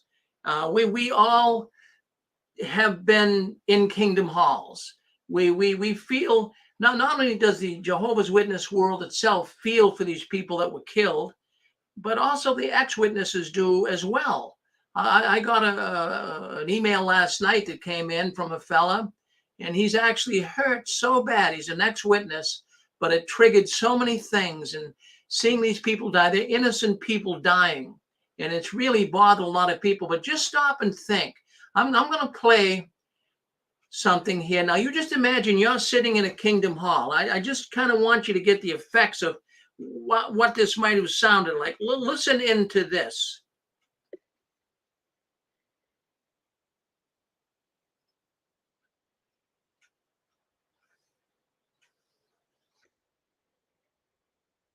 Not a pleasant sound, is it? Can you imagine how frightened you would be to hear that? Imagine sitting in a kingdom hall, hear that. Where are you going to run? What are you going to do?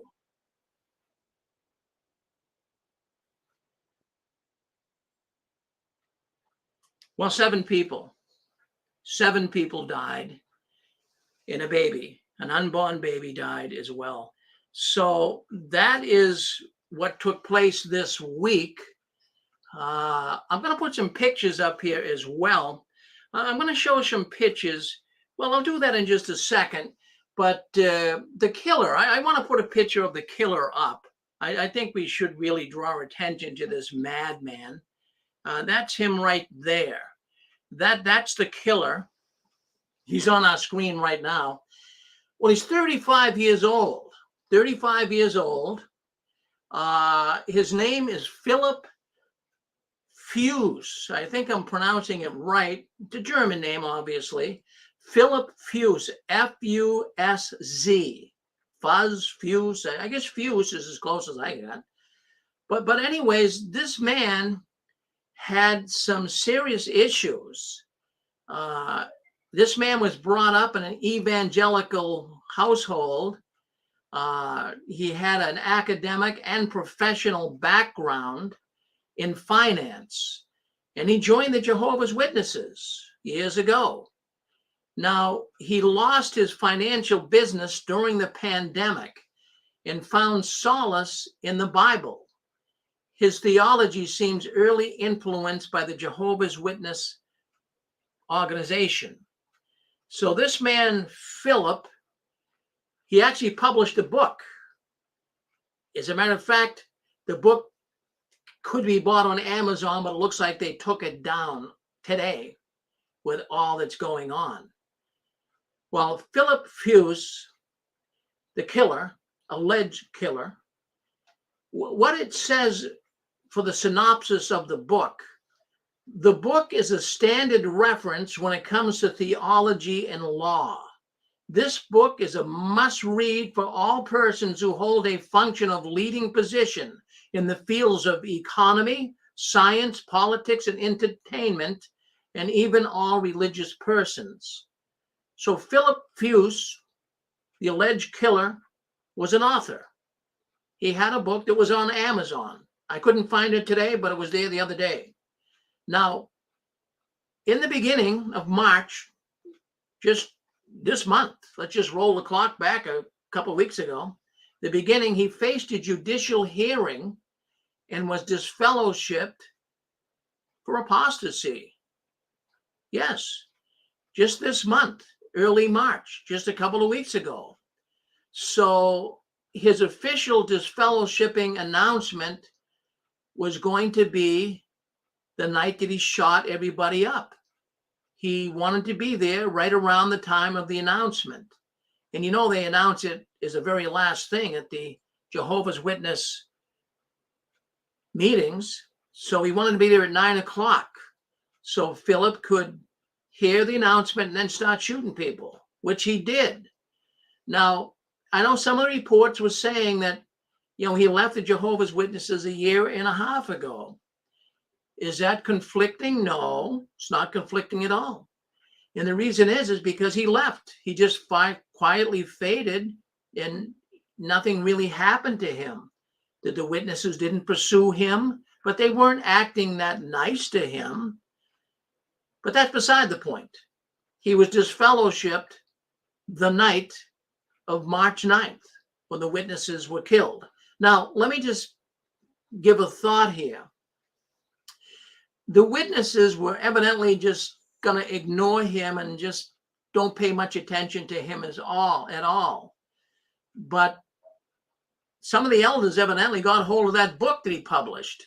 He had on Amazon, and now they had hard evidence of Philip Fuse becoming an apostate. So now they were going to disfellowship him. So in December, they got a hold of the book, December 2022, a few months back. So then they made an announcement that he was going to be disfellowshipped at that meeting, and he got wind of it. So he was disfellowshipped that night. And it's sad to say this is a deeply disturbed individual. He had an oversized notion or opinion of himself. The book, he actually said this book that he wrote actually was as good as the Quran, even as good as the Bible from what I'm reading here. And the book would be valid for many years to come, 100 years in time. I mean, this man had some serious problems. Philip Fuse is the first person since really Jesus, I guess he's referring to, who actually can explain everything and opens up the door to the secrets Jesus Christ has spoken. The book is a true historic milestone. This is in his own words. He says it will go down in history for sure. Well, he claimed that the angels actually listened to him personally and talked with them. And he claimed that he had nightmares of prophetic dreams, that God revealed many things to him in his dreams. He actually even claimed that he went to hell for 3 years.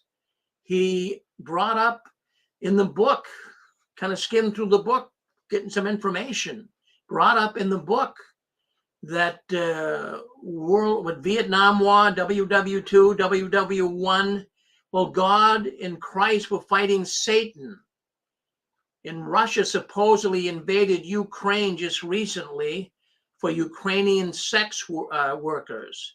So he had a lot of thoughts here that, you know, aren't mainstream. So some of these things, I just looking through the book here, he never called God Jehovah in his book. He only used Yahweh one single time, never used the word Jehovah in the whole book.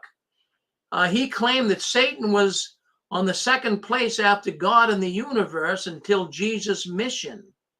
Well, this contradicts the Watchtower theology, right? This is probably what got him in big time trouble with the Watchtower. This contradicts Watchtower theology that says that Jehovah created Jesus first and then created everything, including angels and Satan, making the Logos of Jesus the firstborn since the beginning, not Satan. He believed in the cross. The Jehovah's Witnesses don't believe in the cross. These are just little excerpts from his book that I kind of extracted. He claims that God's direction is on a higher level than the governing body. Well, that statement right there would get him in trouble. But anyways, it goes on and on and on. And the man really had some serious mental issues. And we're glad the police showed up pretty quick, because there could have been more deaths. But somehow there was a SWAT team, a special surveillance team that was nearby. And when they got the word, they got there pretty quick and were actually able to, to get in time and stop him from shooting. They found him dead in a hallway. But anyways, there was a CNN video. I'm going to play that. I want to bring CNN in here. I want to play this to you because I found this very, very fascinating. Let me just get in here and get him off of here for now. And I'm going to bring the CNN video in because this CNN video, it's really good because it really does expose the Jehovah's Witnesses. And I know that people are seeing this all over the world, and it's showing how evil it is and what they do to people when they leave. So you see what you think. Let's share this screen. Let's bring CNN in right now, and let's see what you think. Let's share it right now. Watch this video, at least listen in, and you tell me what you think. Let's get the video going.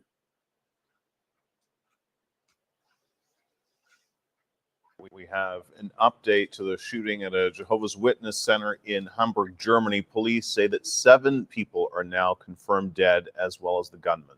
CNN's Jim Bitterman is following this live from Paris. So, Jim, we're still getting information about this. It's still breaking, but what more can you tell us? Well, in fact, in addition to the 8 dead, which includes the gunman, in fact, there is a number of people injured. We're trying to get a count on exactly how many people have been injured in this shooting attack. It came after a meeting at the Jehovah's Witness meeting hall in Hamburg, and it's not clear at all what the motive is in all of this, but there has been a number of things over the decades here in Europe in terms of discrimination against Jehovah's Witnesses. Including right here in France, in fact, where, in fact, they've had to go to court in order to clear their name after being classified as a sect in the mid-1990s. So there is some discrimination, some prejudice throughout Europe, and they've had to go to court. The organizations had to go to court a number of times to try to clear their name. Now, after the shooting, Chancellor Olaf Scholz of Germany had this to say. He said, several members of the Jehovah community fell victim to a brutal attack of violence last night. My thoughts are with them and their loved one. And then there was a statement that also came out from the church itself. It said the religious community is deeply saddened by the horrific attack on its members at the Kingdom Hall in Hamburg after a religious service. We pray for those affected and wish them for the strength of the God and of all comfort. So up till now, that's about what we know, Kim, but we're expecting to get a briefing sometime later this morning, or perhaps around the noon hour, by the Hamburg police, and we'll get more information at that point. Well, there you go. I mean, that was from CNN. But the reason why I wanted to even bring that particular clip in is, did you notice he mentioned that the Jehovah's Witnesses are under investigation in a number of countries, and of course, because of their discrimination against people that leave. Boy, oh boy, when you stop and think about it, that is, how is the Watchtower going to handle this? Now, I know they're going to spin it, and I know the witnesses already are spinning it, and I'm even telling you the man was deranged. But, when you get a person that is going to lose everything, maybe he was. I don't know how much he was going to lose. I don't know much about his family. That wasn't brought out. I don't know if he was married, children. I don't know. But he went back and did this because he evidently felt that he was being discriminated. They wouldn't let him back in, or they just fellowshipped him, whatever he felt, whatever the reason would be. But now the world is getting to really get an inside view of Jehovah's Witnesses, not just in view of this killing here in Germany, but also if you roll the clocks back a month, when we hear on JW World News, we talked about the sister, the Jehovah's Witness sister that was killed in a parking lot in Colorado. Remember that? We just talked about that a month ago. And that brought out also in the news that the man who killed her, which was her husband, he was being discriminated against. He was disfellowshipped. So this is going to start repeating itself in the news media. It's going to repeat itself. People are going to know. It's just not the child sex abuse cover-ups. It's going to be this, boy, Jehovah's Witnesses are nasty, wicked people. Boy, if you leave, they discriminate, they shun. People are now shooting up in Kingdom Hall. People are getting killed in parking lots. I mean, this is the type of stuff that's going to pass around. But I'm going to just show you a couple of things here that would be of interest. I'm going to show you the Kingdom Hall. Now, there's a picture of the Kingdom Hall. It's a good-looking building. At first, I thought they would just, it's a 3-story building, as you can see. Now, I thought that, you know, maybe they were just using one floor, but no, that whole building was the Kingdom Hall. Let me see if I can't show you a daytime picture of the Kingdom Hall. You're seeing it there at night, but there's a daytime picture. So that whole building right there that you're looking at on YouTube and on Facebook, that is actually the Kingdom Hall right there in Hamburg, Germany. And, you know, some of the scenes I've got here, look at some of these scenes. They're very dramatic. There's the German police, and I'm glad they got there in time. They're coming into the building. They don't know what to expect. I mean, imagine being a policeman these days, and you're on the SWAT team, a special surveillance team. You don't know what to expect. But boy, I'll tell you, they had those guns ready, locked and loaded, and running into the building. They weren't cowards. But fortunately, they stopped him in time. He could have killed even way more people. But sad to say, there they are. They're wheeling the dead bodies out. Terrible scene, but, you know, I want you to think about it. I got thinking a lot about this. You know, you don't want to see anybody hurt. But I'm thinking about my relatives and friends that are still in this organization. That's what I'm thinking about. You know, we can go and tell them that this organization's got monumental issues, but I'm thinking that this is going to happen more often. Now, do you remember Hendricks, the spokesman for the Public Information Department at Watchtower? Just a couple of months, we played a video clip of him, and he was making reference to information that's going to come out about Jehovah's Witnesses in the future. He says, we're going to hear of some pretty terrible things. He says, we're going to be hearing of people being shot up at a Kingdom Hall. We're hearing that. I mean, I'm not saying that this was planned, but, you know, could you say it's a coincidence? Sometimes you just don't know. It seemed like he no sooner said that just a couple of months ago, and now we have a major shooting at a Kingdom Hall. So, you know, the images coming out of Hamburg, Germany are quite frightening. And I'm just going to show you another shot here I got. Now, you can see that shot right there. You look closely. Now, that is a picture of, there's a branch there. It seems to be somewhat in the way of a tree, but you can see the silhouette in the background. That's the shooter. Somehow he was climbing up the side of the building. Doesn't show a ladder or anything, but he was getting up the side of the building, maybe by the stairs. It doesn't show it, but he broke the window and began firing. Can you imagine how frightening that would have been? Frightening as can be. If you were sitting in there and the poor witnesses, they were sitting ducks. I mean, they're not carrying arms. In Germany, first of all, it's very difficult to even get a rifle or get a gun. Very difficult. A lot easier here in the United States. So he had it, and there it was. So that's what happened this week. So let me just remove that picture. So that's what we're talking about here tonight. Now, according to the Jehovah's Witness website, I was on there fishing around, looking around, see what I could find. According to their website, there's 6 different congregations that meet in that Hamburg, Germany Kingdom Hall. The Croatian, the Romanian, the Twi, the Tagalog, English, and German.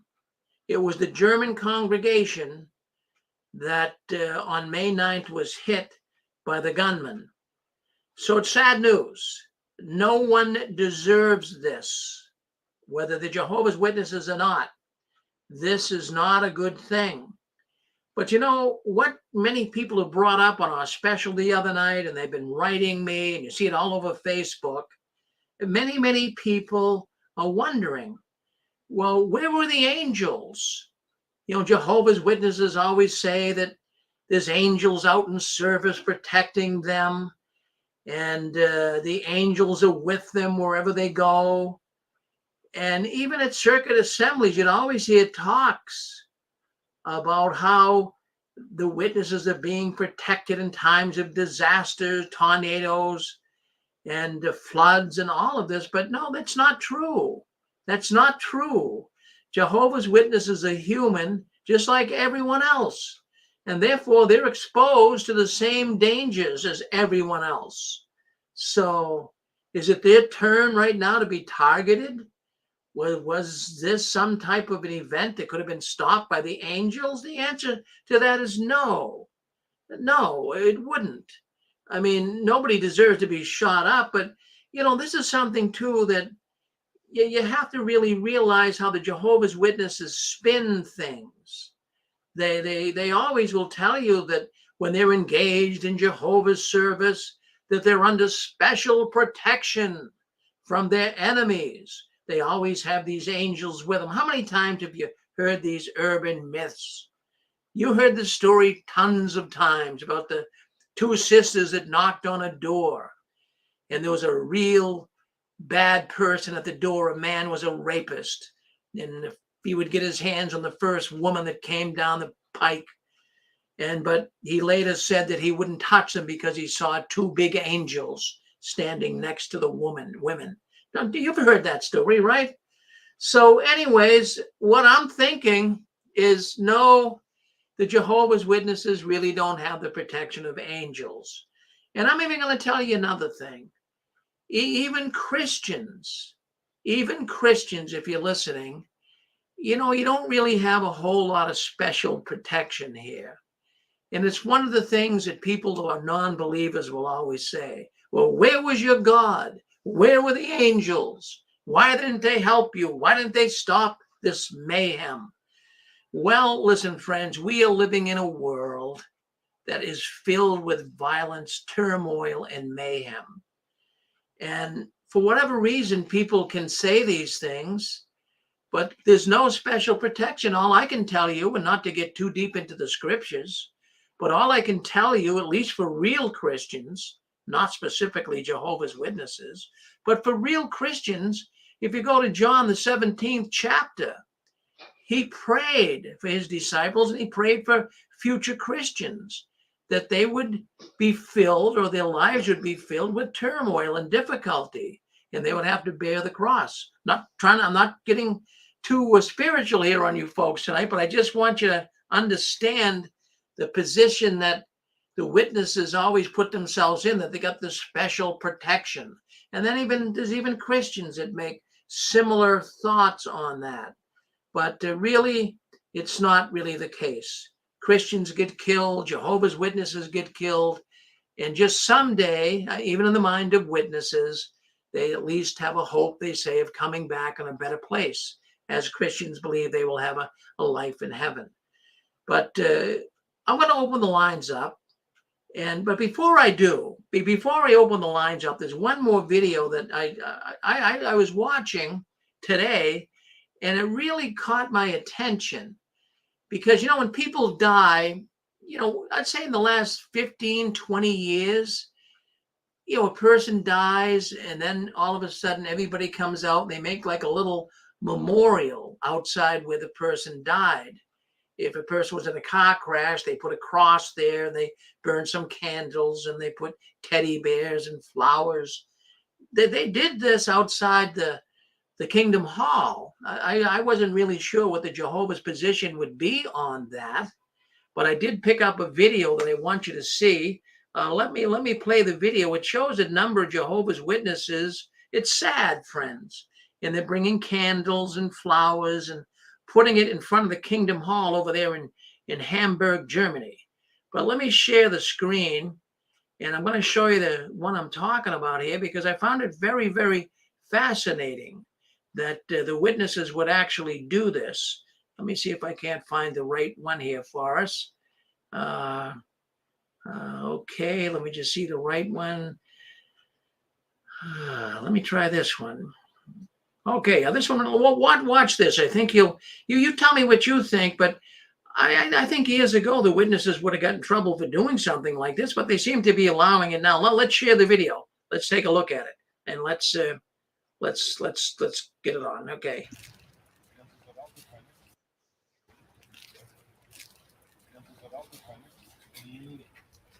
You can see people coming outside the Kingdom Hall. They're arresting the flowers. And just like the end of that, well, there was a lot of fun. That for her, terrible. She's got a little candle that she's gonna light it. But you see flowers, you see other candles they're burning. Little memorial for those that have died. And it's right outside the Kingdom Hall. This is something unusual. I've never seen this before. I've never seen witnesses do this. They do a makeshift memorial, but they're doing it here. The brother coming up, lighting a little candle as well, placing some flowers. So maybe these might just be people in the community that are concerned about the death. I mean, the whole community has been concerned, right? So maybe they might not even be witnesses. So you can see it's snowing there. It's cold right now in Germany. But a sad day, a very, very sad day, right outside of the Kingdom Hall in Hamburg, Germany. And then they did have, later on, an elder come on and was explaining to the people in German, so that won't be of any value for us here. But it's an elder meeting, it's spokesman for the branch office. And we're not going to Wir sind understand what it says, schockiert I just speak und wir sind German, fassungslos. Wir but we'll haben stop it etwa there. eine Stunde nach Okay, so that's the brother over there in Germany, and he's from the branch office in Germany, from what I understand. So, anyways, that was unusual to see that, but there might have been people in the world that were putting those candles and flowers, because I don't know if Jehovah's Witnesses are allowed to do that or not. But I'm going to open up the lines. I'm going to bring you guys all in now if you want. So let's bring you in, take you out of lecture mode, and if you would like to speak up, All participants are muted, hit and they star can 6. unmute themselves. Hit star 6 and say hello to us. You're on with us. What do you think? What did you hear here tonight that makes sense to you? Something that doesn't make Hello? sense. Yes, go ahead. Well, I was thinking, Rick, maybe they would say that the police were able to get there so quick. Maybe they could look at that as being a miracle, because they were there within a few minutes. It was brought out. You might have shot the whole building. Well, that's true, Mike. Yes. Go ahead. We got West Virginia. Go ahead, Kurt. Rick, that was very good commentary on some new developments. Also, I really appreciated the explanation of whether or not Christians are protected. I'm in total agreement with you there. Very good on that too. A question for you that you may want to get into for a minute. All the listeners, what would you say about encouraging them about their faith in God, including myself? When we see things like this happen, what would your comment be on that? Thank you, Rick. Well, you're welcome, Kurt. No, what my comment would be on that is, there's two roads in life that a person can take. And there's only two roads. So you make a choice. Now, you can get on the road that at least has a sign pointing to good things. I would say that's the godly road. I'm not preaching to anybody here tonight, but that's one road you could get on. And what the road, I got on that road, and what that road has done for me, speaking from experience. Well, whenever I suffered reversals in life, whenever things got difficult in life, like even when I lost my first wife, she died on me right in the house. Suddenly, it fell on the floor and smacked her head, and that was it. And, you know, I just don't know what people think. I know that she was a good woman and she is now in the kingdom of God, wherever that would be. I feel that. And I feel for my new wife here, Susan, that her and I someday are going to be able to go to that kingdom and see my former wife, see Susan's father and other people that have died. So that's a good feeling. But if you don't get on the right road, tragedies and grief can be really overwhelming. So I have a contract with Jesus. It's like an insurance policy. It gives me solace. But on the other hand, if a person gets on the other road, there's really no hope. And I can remember once I said to an atheist, he was, when I was a witness and I was going door to door, and the atheist opened the door and he says, "Are you a Jehovah's Witness?" I says, "Yes." He says, "I'm an atheist." I says, "Well, you know what happens to atheists when they die?" He says, "What?" I says, "They're all dressed up and nowhere to go." So I would want to get on the right road. I would want to get on the right road.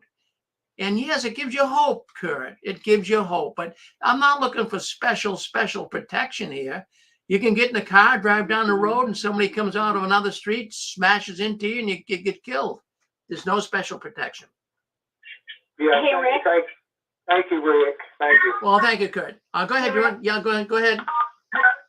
This is Angela, and you know, I just want to just stop for a minute, Job in the Bible, because you know, the devil is not allowed to do anything that he doesn't get permission from the Lord to do. But we do have things. I mean, he lost each one of his servants, his cattle, his children. He lost a lot, and likewise, a lot of the same happened to me. I lost my credit, my children, my reputation, the house I built, everything. And you know, it doesn't always mean that, you know, that God's not with you. Because I can tell you one thing: the whole time that I was on the wrong road, and I was on the wrong road, so I was in a cult. But the truth is, though, that God never left me. And I try to tell people that, and they're like, no, you know, you left God. I'm like, no, God never left me. He allowed me to go through it, and I had to figure it out. But he did show me for the asking, and when I asked, and he helped me, and he got me onto a good, safe, solid road. And Job, he just had lessons that he had to learn, because he'd been saying that, you know, he had been fearing for a long, long time that the worst might happen because his children were so bad. And he feared it every single day. And he said that the very thing that I feared basically every day, it didn't say that part, but every day he feared it and made sacrifice to God, tried to make amends for his bad children. And he goes, the very thing I feared came upon me. So, you know, like what you think about all the time can come upon you, which I feel is partly what happened to Job. But God told the devil, you are not allowed to do this, that, but you can do this, and that. But he was to learn lessons. And then when he was all said and done, he was a very, very, very blessed man. And he learned many amazing lessons, and he got some really good children. In the end, you know, he needed to probably get some new children anyway. They were so wayward. But, you know, God knows what he's doing. And besides, as you know, Rick, I believe that we live more than one life, and, you know, that we're meant to live lessons and learn the lessons of each and every lifetime. And so, you know, there's no sense, you know, feeling like God's not with us just because bad things happen. Bad things happen to good people. Bad things happen to Job. Bad things happen to Jesus. Bad things happen to the disciples. They were hung upside down, a lot of them. So, you know, that we are going to go through tribulation. And he said also that we're in the world, and that in this world we would have tribulation, but be of God, be comfort, for the Lord said that he would be with us and through it all. And so we're put into the world to be not of it, but in it. And so we're going to suffer tribulation, and we're going to lose some things, and people are going to die. So who knows, you know, maybe those people were not as close to God as they could have been. Who knows? But God allowed it. And it says in the Bible also that every day was ordained and written in God's book before one of them came to be, which means to me that God knows every single detail of our lives, that every day ordained and written in this book before one of them came to be. So there are no mistakes. And, you know, they were meant to go at that time. But to me, if they were not on the right road, then they're going to have to come and learn the lessons again and get them straightened out until they finally get everything that they're here to overcome worked out. In each lifetime, we're working out different things. Well, you brought out something there, Angela, that made a lot of sense to me. You said that you had a lot of difficulty in your life and frustration, and God helped you through that. And there was a sign. There was a sign on a church up here in Massachusetts that I stopped once and took a picture of. I liked it so much. And what the sign said was, God may not stop the storm, but he will get you through the storm. So that's what God did for you, didn't he, Angela? Yeah. Yes, he did. And you know, he brought angels along. Well, once I cried out to him, I feel like he waited until I finally said, God help me. And Dan had the same exact experience. Once we cried that deep heart cry, God help me, man, it was like he was waiting with bated breath for me to say, God help me. And then everything turned around so fast to make your head spin. And I had to work through a lot of stuff after that, though. I had to, you know, have a lot of mental illness that I had to, you know, work through. And I had to learn about the different issues of dysfunctional communication in the world. I did not properly communicate with the world because I was in a damn cult. But anyway, I overcame it, and I had to take a lot of studying and learning, but I overcame. And I don't know, I feel so blessed to have gone through it all, even though I still don't have my children in my life. And, you know, I wish so bad they could be. All my family members absolutely hate me, but you know what? I'm free, and I feel like God has blessed me abundantly. I've got a great husband, and I have no complaints. I wish, of course, I could have my children and my grandchildren in my life, but God's got other people and other children in my life, and I'm grateful for that. I'm grateful for what I do have, and I do realize that I'm here to learn lessons, and I've learned a lot. And without that suffering, without that loss, I wouldn't have learned them. I would be a self-righteous Christian, which is what I used to be. And I'm not like that anymore. And I'm very grateful for the humbling, for the losses. I'm grateful for all of it. And, you know, we are going to lose people with this craziness in this world right now. But I do believe that God knows who's going to die when they're going to die on the very day they're going to die. And there's not any mistakes. I really believe that. And I do believe we have angels. Absolutely, we do. We call upon them. I call upon the angels when I'm in trouble. I call upon God and his helpers to help me. And I feel like he does. He did. Today I called out. And I got help today. So I don't know. I don't agree that we're not angels. I believe that we can call and we'll receive help when we ask. Right. I mean, there's certainly no harm to ask. There's certainly no harm to ask. And who knows? We don't know. We don't know how all these things work. So I'm glad though that. Yep. So I'm glad. Go ahead. What's that, Angela? You there? But I got help today. I believe I got angels' help today. Well, I'm glad you did. No, hey, listen, we don't know how that happens, but if you feel it, I'm with you. Thank you, Angela. Thank you. All right. Rick. Yeah. Good. We got somebody for you, Debbie. Was that you, Gilbert? Was that Gilbert? Rick, I just wanted to tell you, and I just wanted to say it again, and I'll say it very slow because I know some Jehovah's Witnesses will be listening, that violence begets violence. And I think what you described today about if this guy was going to be disfellowshipped, and he went in there with a gun, it's how hard is it for a Jehovah's Witness to understand that shunning is an act of violence, and violence begets violence, and it's not that hard to understand. And Watchtower has shunned so many people, and I hate to say this, but it's like the seeds. Watchtower has thrown so many seeds of shunning all throughout the world. I hate to see any more sprout. I hope this is the end of it. And if I was consulting Watchtower, I would have everybody who's willing to be a concealed carry. Because if there was a concealed carry people that went through the courses, this could have been averted. That is so sad. And it breaks my heart that the Jehovah's Witnesses or any religion or any group would not want to protect their property with law-abiding citizens. It just breaks my heart to even think that they have that little respect for their members. That's all I have. Well, that's a plenty. That's a mouthful. Well said. Thank you, Gilbert. How it's shunning violence? I don't understand that. What's that, Mike? I don't see how shunning somebody that's not actual violence. Violence is a physical act. Well, shunning is not violent. Well, I don't know if Gilbert was saying it's violence, but it can lead to violence. That's what he said. Did he? No, he said it was violent.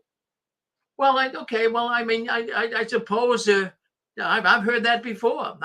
Gilbert's not the first one I heard say that. It's correct. And I'll double down. If you want me, I'll double down.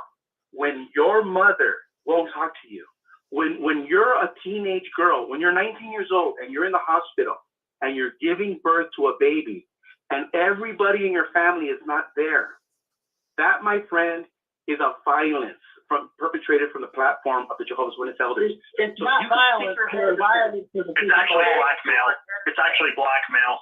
It's actually blackmail. No, listen, keep it simple. Violence because Mike, there's different kinds of violence. You can be mentally violated. And that's emotional, and it's emotional blackmail, like they're saying. Seriously, if your wife got disfellowship and she committed suicide, thank you. What would you want to do? Thank you. You're right, and we know this. We've heard this on YouTube. We've heard the stories. Okay, let me give the definition of violence here so we can clear this up. Definition of violence: brutality, roughness, ferocity, savagery, cruelty. Cruelty. There you go. So by definition, Gilbert's right. It's cruel. Now, what about, I'm even going to carry this a step further. Well, what about a mother giving birth to a little baby and the baby's born with jaundice and the baby needs a blood transfusion and the liaison committee's there saying, Mom, don't take it. Let the baby die. Would you call that violence? Would you call that cruelty? Would you call that roughness, ferocity, brutality? I wouldn't, you know? That's murder out now. Yeah. So by definition. Hello, can I make a comment? Go ahead. This is Brad from Australia. Hi, Brad. I agree. The definition of violence includes a strength of emotion as well. The Oxford Dictionary has that. But today I was going to the shops with my son and I saw two elderly people running the cart witnessing. And so just out of the blue, I walked up and I said, hey, I'm really sorry for your loss. And the lady said, what loss? And I said, oh, there was a shooting in Germany and, 7 Jehovah's Witnesses have been killed. I'm sorry that happened. And they responded pretty much as any Jehovah's Witness would respond, I think. And that was, well, it does show that we're in the last days and we have a hope that these people will be resurrected. And it didn't even sound like they cared, to be honest. And every time that I talk to a Jehovah's Witness now, when they show that zero emotion, it's always very surprising to me. That's all. They're using it as a way of, perpetuating the idea that they're being persecuted constantly. Yeah, which I thought. Thank you, Brad, for coming in from Australia, all the way from Australia. Thank you very much, Brad. Yeah. Always good to hear from you. No worries, Rick. Go ahead. We got. I guess it's Annie from Montreal. Go ahead, Annie. Yes, hi, Rick. Yes, I would like to say, well, first of all, those videos are very, very triggering I'm sure for many people, even as an ex-JW. I mean, we know what it was like to sit in the Kingdom Hall. As a matter of fact, I don't know if it's still the case that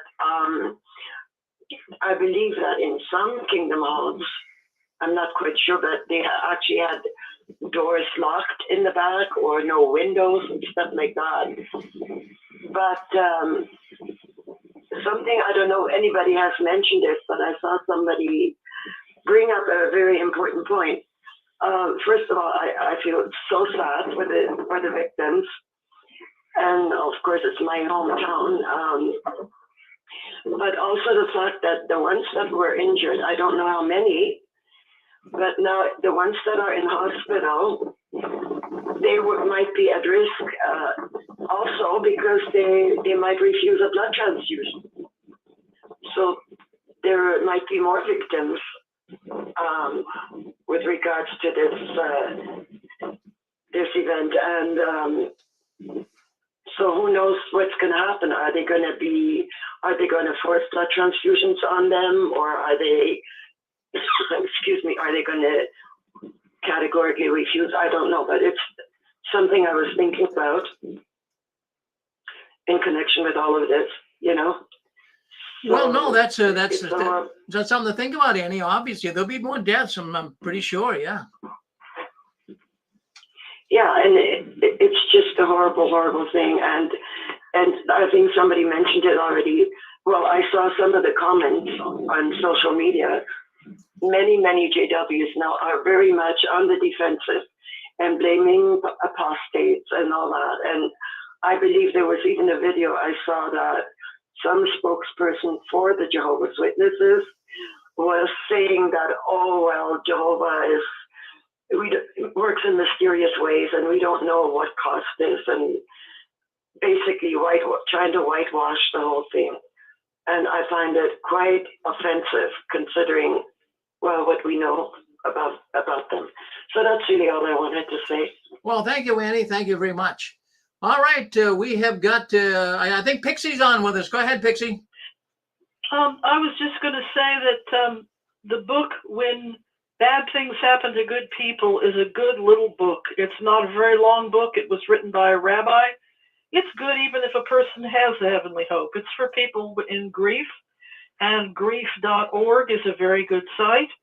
And as witnesses, we were not taught to deal effectively with sad things and with grief. And on another point, the shooter reminded me a little bit of the Unabomber. It's curious that his book has now been pulled from Amazon. So best to everyone, and it's a sad situation. And often with news stories, there's no follow-up. You never know what really happens. So good chatting. Well, you're right with that, Pixie. Yeah, because what happens after a couple of weeks will be water under the bridge. It disappears. Go ahead. You run with us, sir. Go ahead. Hey, Rick, man, you've had some great calls. The last 10 calls were great. I just want to let everybody know that Gilbert was right on the violence begets violence. It was an act of violence, and that was great, the way you looked up the definition. But one of the things I just wanted to tell your listeners that Gilbert was GG for GB, and we did a lot of peer-reviewed research on that on the doctrine issue that he brought up about the violence begets violence, that the act of shunning is violence. And even though Gilbert was impeached twice and he lost his GG for GB in 2020, he was right on the violence is violence. Did a lot of peer reviews on that. And you know what? All joking aside, when you're standing next to, let's say, if you're working with other Jehovah's Witnesses and you're being shunned, it is an act of violence. It is real cruel, because even the lying, they say they just keep it in spiritual, but they use it in business, they use it in the municipal, they use it in all walks of life. So even lying about it is cruel, because they say they only keep it in congregational matters, but it crosses family, it crosses business, it crosses, and it's pretty dangerous, because imagine if somebody's a civil servant and he has to service somebody who's disfellowshipped. So it could even cross into legal matters, not just violent, but it could go into a legal situation where a Jehovah's Witness who's a public servant, will he service a person who's disfellowshipped? So there's a lot of legal questions involved too. Well, you're right, Jesse. Well, thank you. That's a good thought. All right. Well, that's good. Well, I want to say though, the idea of violence begets violence. Compared shunning to shooting somebody dead, I think that's like apples. I mean, that's a big difference there. Well, I don't appreciate that comment. Violence begets violence. Well, wait a minute. Now, Mike, you're always trying to come back. You lost the case. You lost it. Now you're trying to come back and say something. Violence begets violence. Okay. I gave you the. Well, someone's done you. I'll go shoot him dead. Okay. These people, whatever. Well, wait a minute. You said. That's what the guy said. You said. I said violence begets violence. Yeah, but you. Okay. So there's different categories of violence. Mike, so you got the right to go shoot Mike, you're a sore loser. I told you what the definition was. You said that violence is not. Okay, Rick, I understand it's violent, but there's a big difference between shunning somebody and shooting somebody dead. I understand. You don't see the difference. I understand it, but but you were questioning the fact that shunning wasn't violence. That was the original pretense. It's okay. It's violent. Rick, I just said it's violent. It's violent to shun somebody. So, but he makes it sound like violence begets violence. So that's violent. So my violence is to go shoot you. There's a big difference between shunning and shooting somebody. Well, wait a minute. Gilbert wasn't saying that it has the same feeling. He was just saying that it's a violent act to shun. He said violence begets violence. Well, that's what he said. That's what he said. Well, no, just stop and think about it. Just stop and think what you just said. Violence begets violence. What's that saying in your mind? Well, according to what he said, they shoved me. They committed violence. So this guy's violence is, I'll go shoot people dead. That's what I got. Well, and I think that's just ridiculous. Well, there's no way that Gilbert would certainly sanction someone going into a Kingdom Hall and shooting people up. He's just saying this man, because he was treated violently with violence, that it beget violence. He went back and shot people up. That's by definition. Hi, can I? Yeah, go ahead. Come on. Joe, Mike, unless you have something really substantial to say, Mike, stay in the bullpen. We'll call you out when we want you. Go ahead, Joe. Yes, just the definition of begets. It's not a word we use a lot, but begets means gives birth to. And so it's true. It's violence does give birth to violence. No, it doesn't equate. Doesn't mean it's equal. If someone insults me and I shoot them dead, it doesn't mean it's fair. It just gave birth to it. And it's like a very dangerous birth. It's a very dangerous thing to engage in any kind of violence. You'll never know what you get from it. Well, Joe, thank you for doing that. I learned something here tonight. So begets means. Hey, Rick, this is Scott. Okay. I just wanted to. Go ahead. I just wanted to say that there are different forms of violence. I think that if you just throw out the word violence, it may be a little bit too broad. There's physical violence, sexual violence, psychological violence, and they even have an economic violence. So I think it probably falls more on the psychological violence, whereas this guy did physical violence to these people. But, you know, I think you do need to distinguish it a little bit, because I think there's no laws against shunning. There's no laws when somebody throws somebody out of a political party because you don't espouse their views, so they kick you out. So a lot of organizations will kick people out, and nobody, there's no codified laws that protect you or will send you to prison for that kind of violence, if you want to call it that. But rather physical violence, of course, it is. I think that's the difference. I think the word violence gets thrown out just a little bit too casually. That's just my opinion. All right. Well, no, that's good. We take that opinion. Thank you, though. Thank you for coming in, Scott. Hey, Rick. Hey, Rick. Yeah, Can I make a comment? Let's go with Christine. She hasn't spoke up tonight. Go ahead, Christine. Hi, Rick. Hi, everybody. What came to mind, and I'm not trying to preach because, I'm not of any specific religion, but there is a scripture where Jesus said in 1 John 3, Whoever hates his brother is a murderer. And you know that no murderer has eternal life in him. So even, symbolically, it kind of brings out that hate can be the same as murder. So disfellowshipping is a very hateful act. And in a sense, it could be like murder in the sense that the person is viewed as dead.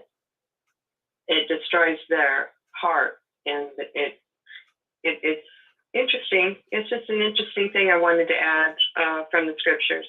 Well, thank you very much, Thank Kristen. You have a very good phone. Your phone comes through so nice and clear. I wish everyone else's phone did that. It's a pleasant to listen to you on the phone. I can hear you. It's nice and clear. It's a good phone. Keep the phone. Don't get a new one. Yes. All right. Hey, Rick. Let's go with Dan out of Idaho. Go ahead, Dan. Hey there, Rick. Hey, good evening. Hey, I've just been listening in. I just wanted to say, Watchtower in the last year has elevated their hate toward mankind. I mean, we always used to preach, hate Jehovah's enemies, hate. Jehovah's going to kill the people who don't do his will. Jehovah's going to kill the people who don't say his name. Genocide. But they have upped it. And they have upped it from shunning to I hate you and I wish you were dead. And all you got to do is listen to Anthony Morris's thing, his little video, where he said, won't you be glad when they're dead? Not returned, not forgiven, not graced, but he said, won't you be glad when they're dead? And the freaks in the hall applauded. Now, I know they're under mind control, Rick, but here's the problem. Now, just think about this. So we've been preaching hate and genocide, I did for 40 years, right? But it's been elevated. I mean, when Anthony Morris said, won't you be glad when all Jehovah's enemies are dead? And he blew out that candle, which represented my heart or my flame that God put in me. He's already judged me. He hates me, and he wishes I was dead. And then Stephen Lett comes out with the same hate speech toward babies. I tell you, parents, even your babies are evil, unless they turn to Jehovah, unless they baptize, something along those lines. But they have elevated. It's almost like they're trying to start a war. It's like those are fighting words. Like don't say you want me dead. Don't threaten my life. And so these guys are coming out, governing body, crazy governing body, are coming out with hate speech like I have never heard. You know what I'm saying? So now you've got these people in there. They like to keep them in fear, and like somebody made a comment earlier, we'll see them in the new order. They could give a rat's ass. And here's the other thing.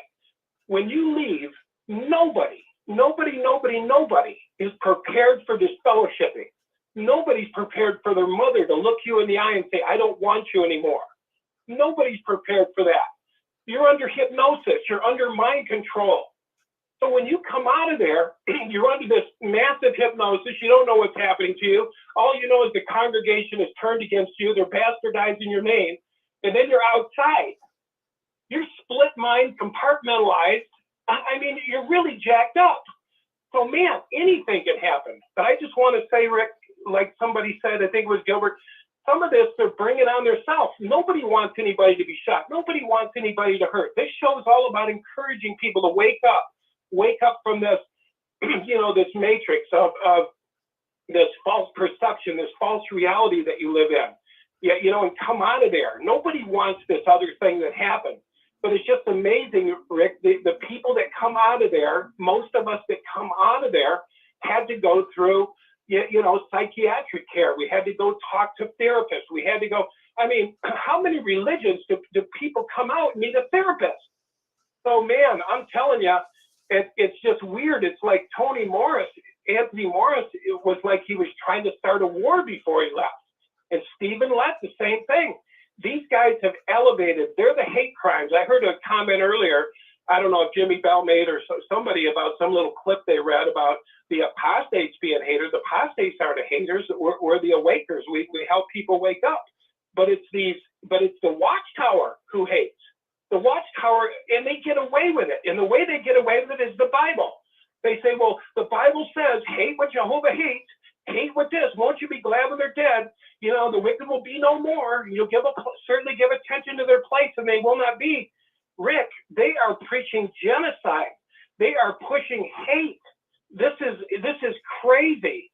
Hell, I wouldn't have put it past them to manufacture their own thing to push their agenda for their damn media center. Got to keep you guys safe. Got to get the media center built. That's just my thought. Anyway. Hey Dan, can I add something to you? Because I was going to leave a comment about something that you said in the past.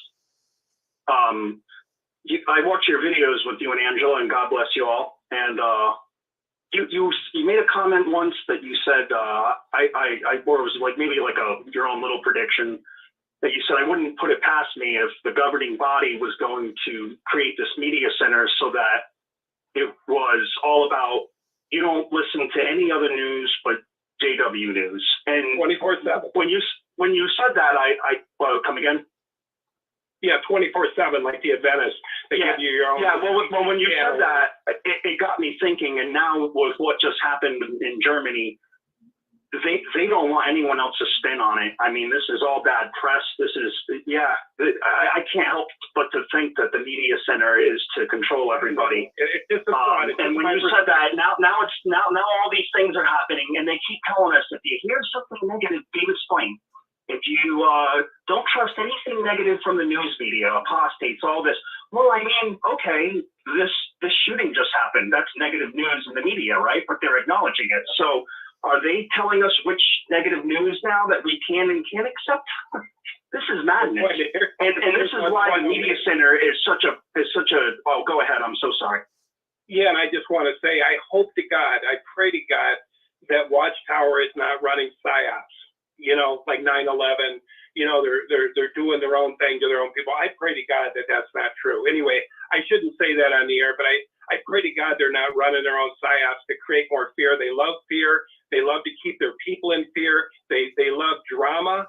They look forward to it, and they can control the people. They can maneuver them like cattle wherever they want them. If they keep in fear, it shuts off the reactive part of their brain, the front part of their brain, their frontal lobe, and they can be led like cattle with fear. I pray to God they're not at that level. They haven't steeped down that far. But anyway, that's just don't anybody take anything when I'm saying for sure. Dan, when you say that, to back you up, Dan, my family and my wife's family and my in-laws, they are so stuck in the hamster wheel. They're so blue-pilled. They're super teeny. I don't see them ever coming out of this no matter what. And it scares me that there are people out there that have given up their minds so much to any organization, whether it's Watchtower. I'll tell you what's scary. When you served them, Rick has said this before, when you serve Watchtower your whole life and you've given them every ounce of blood, you've given them all your holidays, you've given them all your birth, you've given them everything. And then to have a little run-in with the elders, governing body, whoever, a little bit of misunderstanding, hey, I don't know if I agree with this, and then being booted out and seeing the hate, seeing the abandonment, seeing you are not one of us anymore. You have went to Satan's world to be thrown away like trash, thrown away like garbage, not any hope for you. I watched my mother look at me like that. I watched my mother look at me like that. It was horrible. Her arms were folded. My brother's arms were folded. You're not one of us anymore. I was a ministerial servant. It gave you 40 years of my life. I love Jehovah. I bet you did RBC work too, didn't you? Huh? I bet you did RBC work too, didn't you? Because you're in the cabinet work. And we did everything, but I mean, I did. I gave. It's like what happened to the scripture where God would say he doesn't forget your good works. Jehovah's Witnesses are like peace. So I'm going along with what you're saying. Yeah. So I just think, you know, it's the most amazing thing. That's why. Well, thanks. I just wanted to say that to you. Yeah. Thank you, Gilbert. I just want to say, you know, who knows what somebody's going to do, Eric, when they turn on you, when all of a sudden it's like a switch. When you leave, when you're out, it's like the congregation molds together. He's not one of us. He's part of Satan's world, and he's going to be destroyed. It's the weirdest feeling. It's like, where the hell do I go? What do I do? I mean, it creates a panic. It creates oh my God. And then you wonder, is Jehovah mad? Oh my God, Jehovah's going to kill me. You're in a massive panic. And so anyway, anyway, I feel so sorry that this happened. God, I'm surprised that it hasn't happened more because of the mental illness, you know, that these people are in, and the mental illness that you're in when you come out, you know, trying to sort out life. The whole world's been your enemy, and now you're thrown out in it and abandoned 2 to 10 year sentence to come back. You know, thank you, Rick. Thank you, guys. Sorry, Rick. No. They love you, Dan. The people love you here on YouTube. They're saying, let it rip, man. You're doing a great job, Dan. Thank you. And Eric as well. So anyways, you're on 6 screens. We got a Pasta Babe coming up at 11 tonight. A Pasta Babe will be on in about a half hour or so. So looking forward to a Pasta Babe program tonight. She has a program called Healing After the Watchtower, about 11 o'clock tonight. So anyways, you're on JW World News. That's the news the Watchtower doesn't want us talking about, but you can talk about it. I can talk about it. It's been a rough week, a rough month for the witnesses.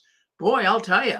But I was on their website today, so I was wondering, well, what is the Watchtower saying about all of this? What do they have on their website?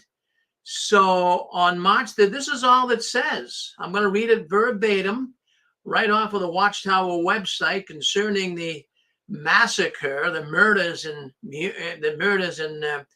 Hamburg, Germany. On March 9, 2023, a shooter attacked the Hamburg Kingdom Hall after the midweek meeting had concluded. Sadly, 4 brothers, 2 sisters, and a sister's unborn child were killed in this shooting. Several other brothers and sisters were injured. Local elders are providing spiritual comfort to the family members and friends of those affected. We appreciate the courageous help provided by the police and emergency services. Our prayers are with all those affected by the attack. We are confident that Jehovah, the God of peace, will continue to be a refuge and strength in this time of distress. Psalm 9:9 and 46 and 1 Corinthians 4:9. So that's about it. I mean, I'm glad they put something up there. I wasn't even sure they were going to even get into it much. But can you imagine what this is going to do to the witness world? Would you want to go back to the Kingdom Hall? Yes, go ahead, Dan. Yeah, I just want to make one final point. I sure hope it draws attention to their practices and their teaching. That, you know, this is the second time this has happened pretty close together. And anyway, I just hope, you know, a psychologist, somebody, some legal things start looking at this organization and really looking at it now, because it's getting kind of scary. Like you said, people are going to be afraid to go to the hall. You know, and I didn't mean to cut off Eric. Angela said I cut him off a couple times. I apologize if I cut anybody off. I just got on my train of thought. No, you didn't cut me off. Hello, Okay. Rick. Hello, Rick. Go ahead, Kurt. Yeah, just one quick comment. It's kind of a crazy comment, but I think maybe that the Watchtower at each Kingdom Hall needs to have a brother, one only, that is trained and armed. And once the meeting starts, or even out in the parking lot, but when the meeting starts, the door's locked, and that brother to stop an attack like that, if he had to use deadly force, whatever. I know it sounds crazy, but I think that might be a good thing for them to do. Okay, thanks, Rick. Well, it would be a good thing for them to do. I know when I was in Florida, I'm here in Massachusetts now, but I lived in Florida for 10 years, and they locked the doors. And they wanted me and some other brothers to be on their security team. So we had a meeting, and they picked me and a few other brothers. And our job was 2 brothers actually sat right next to the door. We locked it when the meeting started. And then what they wanted us brothers to do is walk out in the parking lot and just see what's going on, because they said that there was an apostate. They said there was an apostate that was kind of upset. His wife was studying, and they were afraid he was going to come back and do something. I don't know what he was going to do. I never thought he was going to come back and shoot anybody. I would today, but I just thought he might come back and cause trouble. So they wanted us to walk out in the parking lot every 20 minutes. I'd walk out and the other brother would walk out. And so then they said, well, what are you going to do, Brother Farron, if you confront someone that's not really a witness? I says, well, what do you want me to do? They said, we want you to tackle them and bring him down to the ground. I said, you want me to get in an altercation with someone in the parking lot? Is that what you're saying? Yes. But I said, well, at what point do I do that?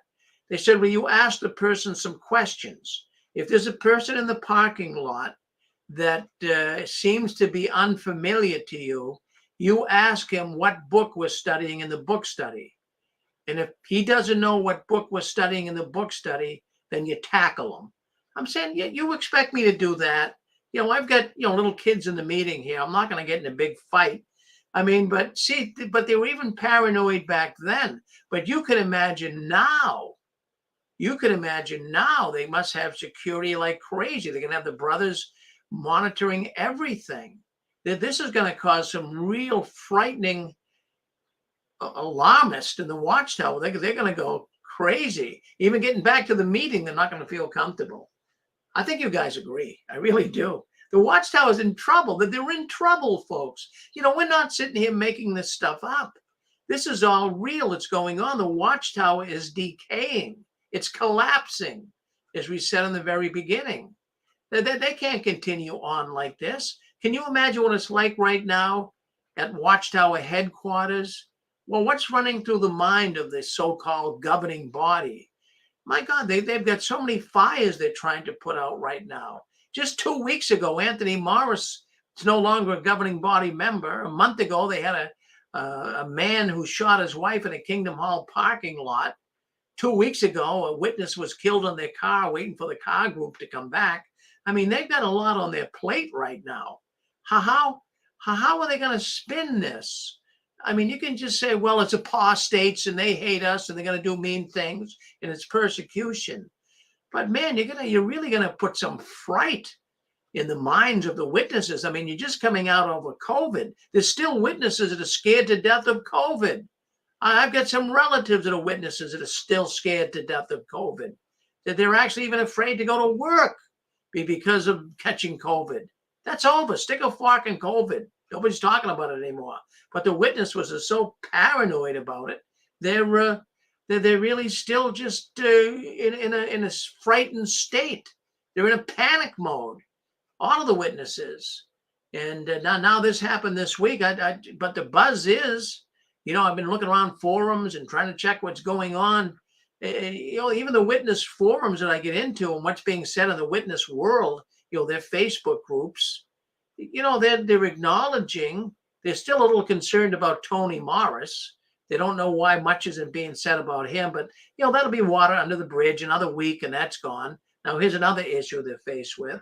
But I mean, this is something that not only the Jehovah's Witnesses are faced with, this Hamburg Kingdom Hall shooting, but even the ex-witnesses are.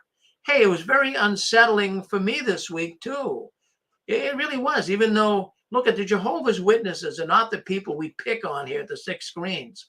We pick on the Watchtower, the organization. These are good people. They didn't know any better. They didn't deserve to be shot. They really, really didn't. But they would just happen to be there and these bad things happen. But the thing would be relatives. We have relatives in this organization. And as I was saying on our special program on Thursday night, that the Jehovah's Witnesses are a cult. They're a dangerous and a destructive cult. And these type of cults, they end badly. They don't go out in grace.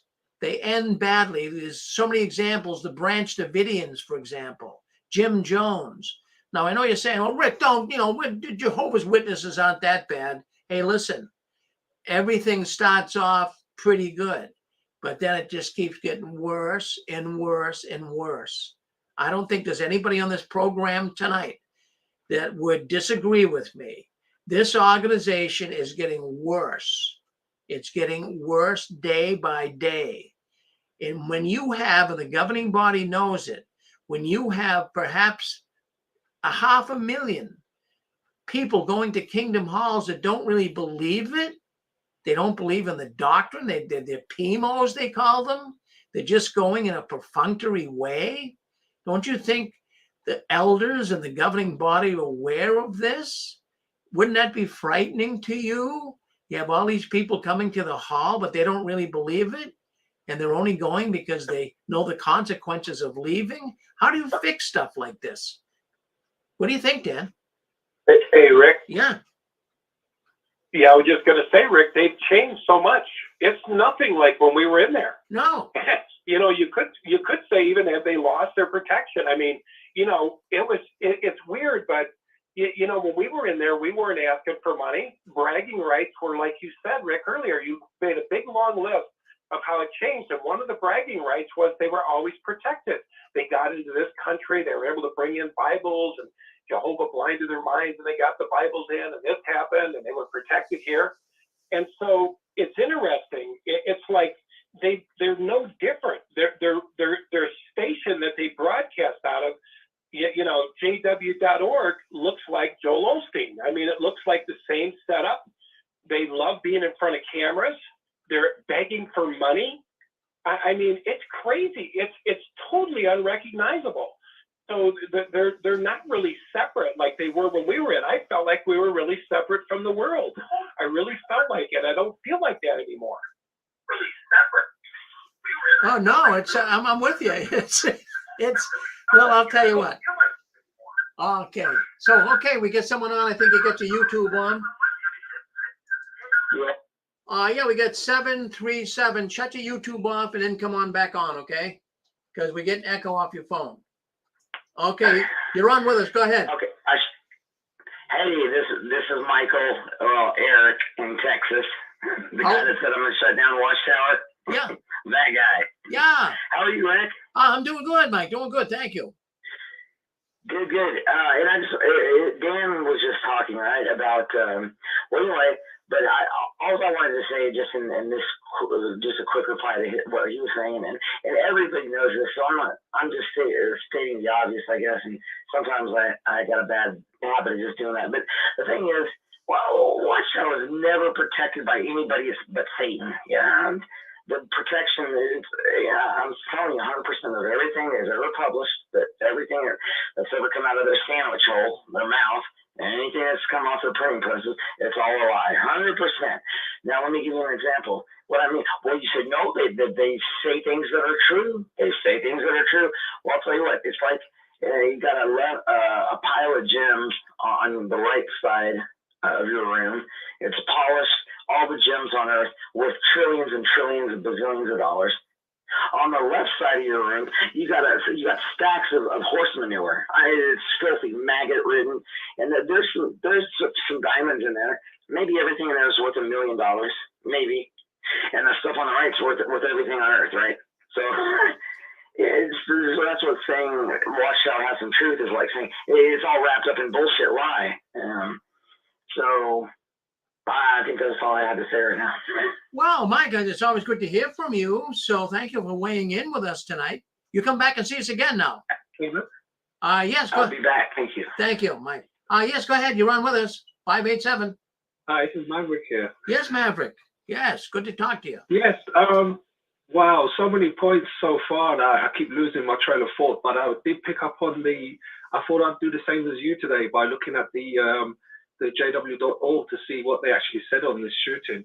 And it's incredible. It's just so vague. I mean, if you're an active witness and you're looking for comfort from the organization, looking for advice or something, that the verse in Psalms just says, Jehovah will become a secure refuge for the oppressed, a secure refuge in times of distress. So to the average witness, what do they think where is their place to go to get refuge? To the Kingdom Hall, to be in the heart of the congregation. That's not going to be comforting to the average witness who's scared now and probably want to, even if they're being honest with themselves, would want to stay on Zoom, you know? So our hearts go out to those poor brothers and sisters who've lost their loved ones, those poor children and everybody there. They'll be traumatized for life. you know, there's going to be a long time before they can feel comfortable to even go into a building like a meeting again. So apart from that, I was thinking to myself, you know, again, why hasn't the governing body come out and made a statement by now? You know, there's a branch. We said that there's a branch member in Germany. Okay, that's probably going to happen. We know that happened. But why hasn't one of the governing body members made an official statement in behalf of the entire organization? They always drop the ball when it counts. You know? Well, that's a good that's a good point, brother. That's a darn good point. Yeah, and I didn't think of that. Thank you for bringing that up. But whenever there's any catastrophe like that, whether it's in a city or even in the country, the head of the country or the mayor of a city or whatever it would be, they'll come out and discuss it. Look at even the head guy in Hamburg, the mayor. Geez, he came out right away and made statements to the people to calm them down. Well, where is the governing body? They're not calming anybody down. They should be making a statement. That's right. Yeah. Hey, Rick, they're probably it's Mike. thinking about not knowing what not to do. They probably don't have an answer. No, they do. No, you're missing. This is Mike, Eric again in Texas. No, you're missing the whole point. What you said is very valid. I'm not saying you're missing the point on that. Here's the deal. You got to listen to what I'm saying. I'm not lying. I'm not exaggerating. I'm telling you the truth when I say this, so help me God. Everything that has ever come out of Watchtower's mouth is a lie. Okay? That all they do is lie and deny. I'm not kidding. You're right. I don't disagree with you. But what I'm saying is this is the point I was going to say as well. They are proving. You want to know something? The governing body are not humans. They're not humans. Michael, the Holy Spirit showed me them in 2019. Michael, they're not even human. They worship Satan outright. So, Michael, you're arguing with yourself that the man on here is not. I'm not arguing. No. It's just people don't listen. Hey, people don't pay attention. They've never been. Oh, wait a minute. What planet are they from? They're not human. Where are they from? Michael. I don't know. I'm telling you, the Holy Spirit showed me. Right. I don't think Anthony Morris is not human. Mike, listen. You had your chance to talk. Let the other man talk. He was right in the middle of talking. No, he said up. He said they're not human. I hear with you. We all feel the same way about the governing body's behavior. That's why I'm saying that they're showing what their true colors are again.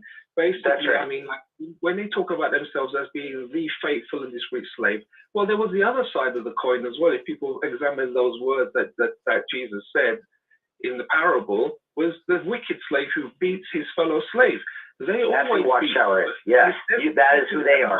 They are the wicked slave. Violence that we talked about earlier, it's actually causing injury to someone, and that can be with any form of injury. The root word comes from injury. You're violating someone. Yeah. So basically, their policies now. Well, we're all doing this by talking tonight and all the other platforms on YouTube and so on, by voicing the amount of injury that the governing body policies have for decades, and especially when someone is actually ousted out of the congregation for whatever reason. In the past, Rick, you probably remember the words have changed over the years. It used to be the person who's been, some sort of conduct was deluded to. Maybe they got into some trouble. The way that we were like brainwashed to treat people, which I'm ashamed of, but I always wanted to feel like I wanted to know why somebody was not at the meeting anymore. They were called fellowship. Could be. So people like you get the floor for hours, and you can talk to somebody like me who comes on, you get shut down in 2 seconds. The more I listen to Six Screens, the more I know it's control. You guys are you controlled opposition or something, because nobody gets to talk except the people who are allowed to talk. I haven't actually. This is the first time I've spoken on the channel, my friend. I'm talking about it. Every time I listen in, it's not you. I'm not talking about you. You're an example tonight, but every other night, the person gets the floor, and if anybody else tries, all participants are muted. Mike, this guy Michael calling in, you're arguing with yourself. You're arguing with yourself. This man Maverick's coming in. He's trying to make sense. You keep interrupting him. If you want me to throw you off of here, I will. Please, yeah, arguing with yourself. Straighten out. Get real. All right. Maverick, where are you from, by the way?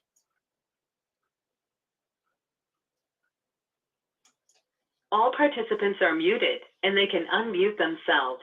Okay, go ahead. You can unmute yourself. Hey, Maverick, where are you calling in from, by the way? Just curious. Hit *6, Maverick. Okay. Yeah. Yeah, I'm in London. I'm in UK. I'm in London. Yeah, I thought you might have been. Yeah, well, thank you. See that? But no, I don't know why that man was coming in.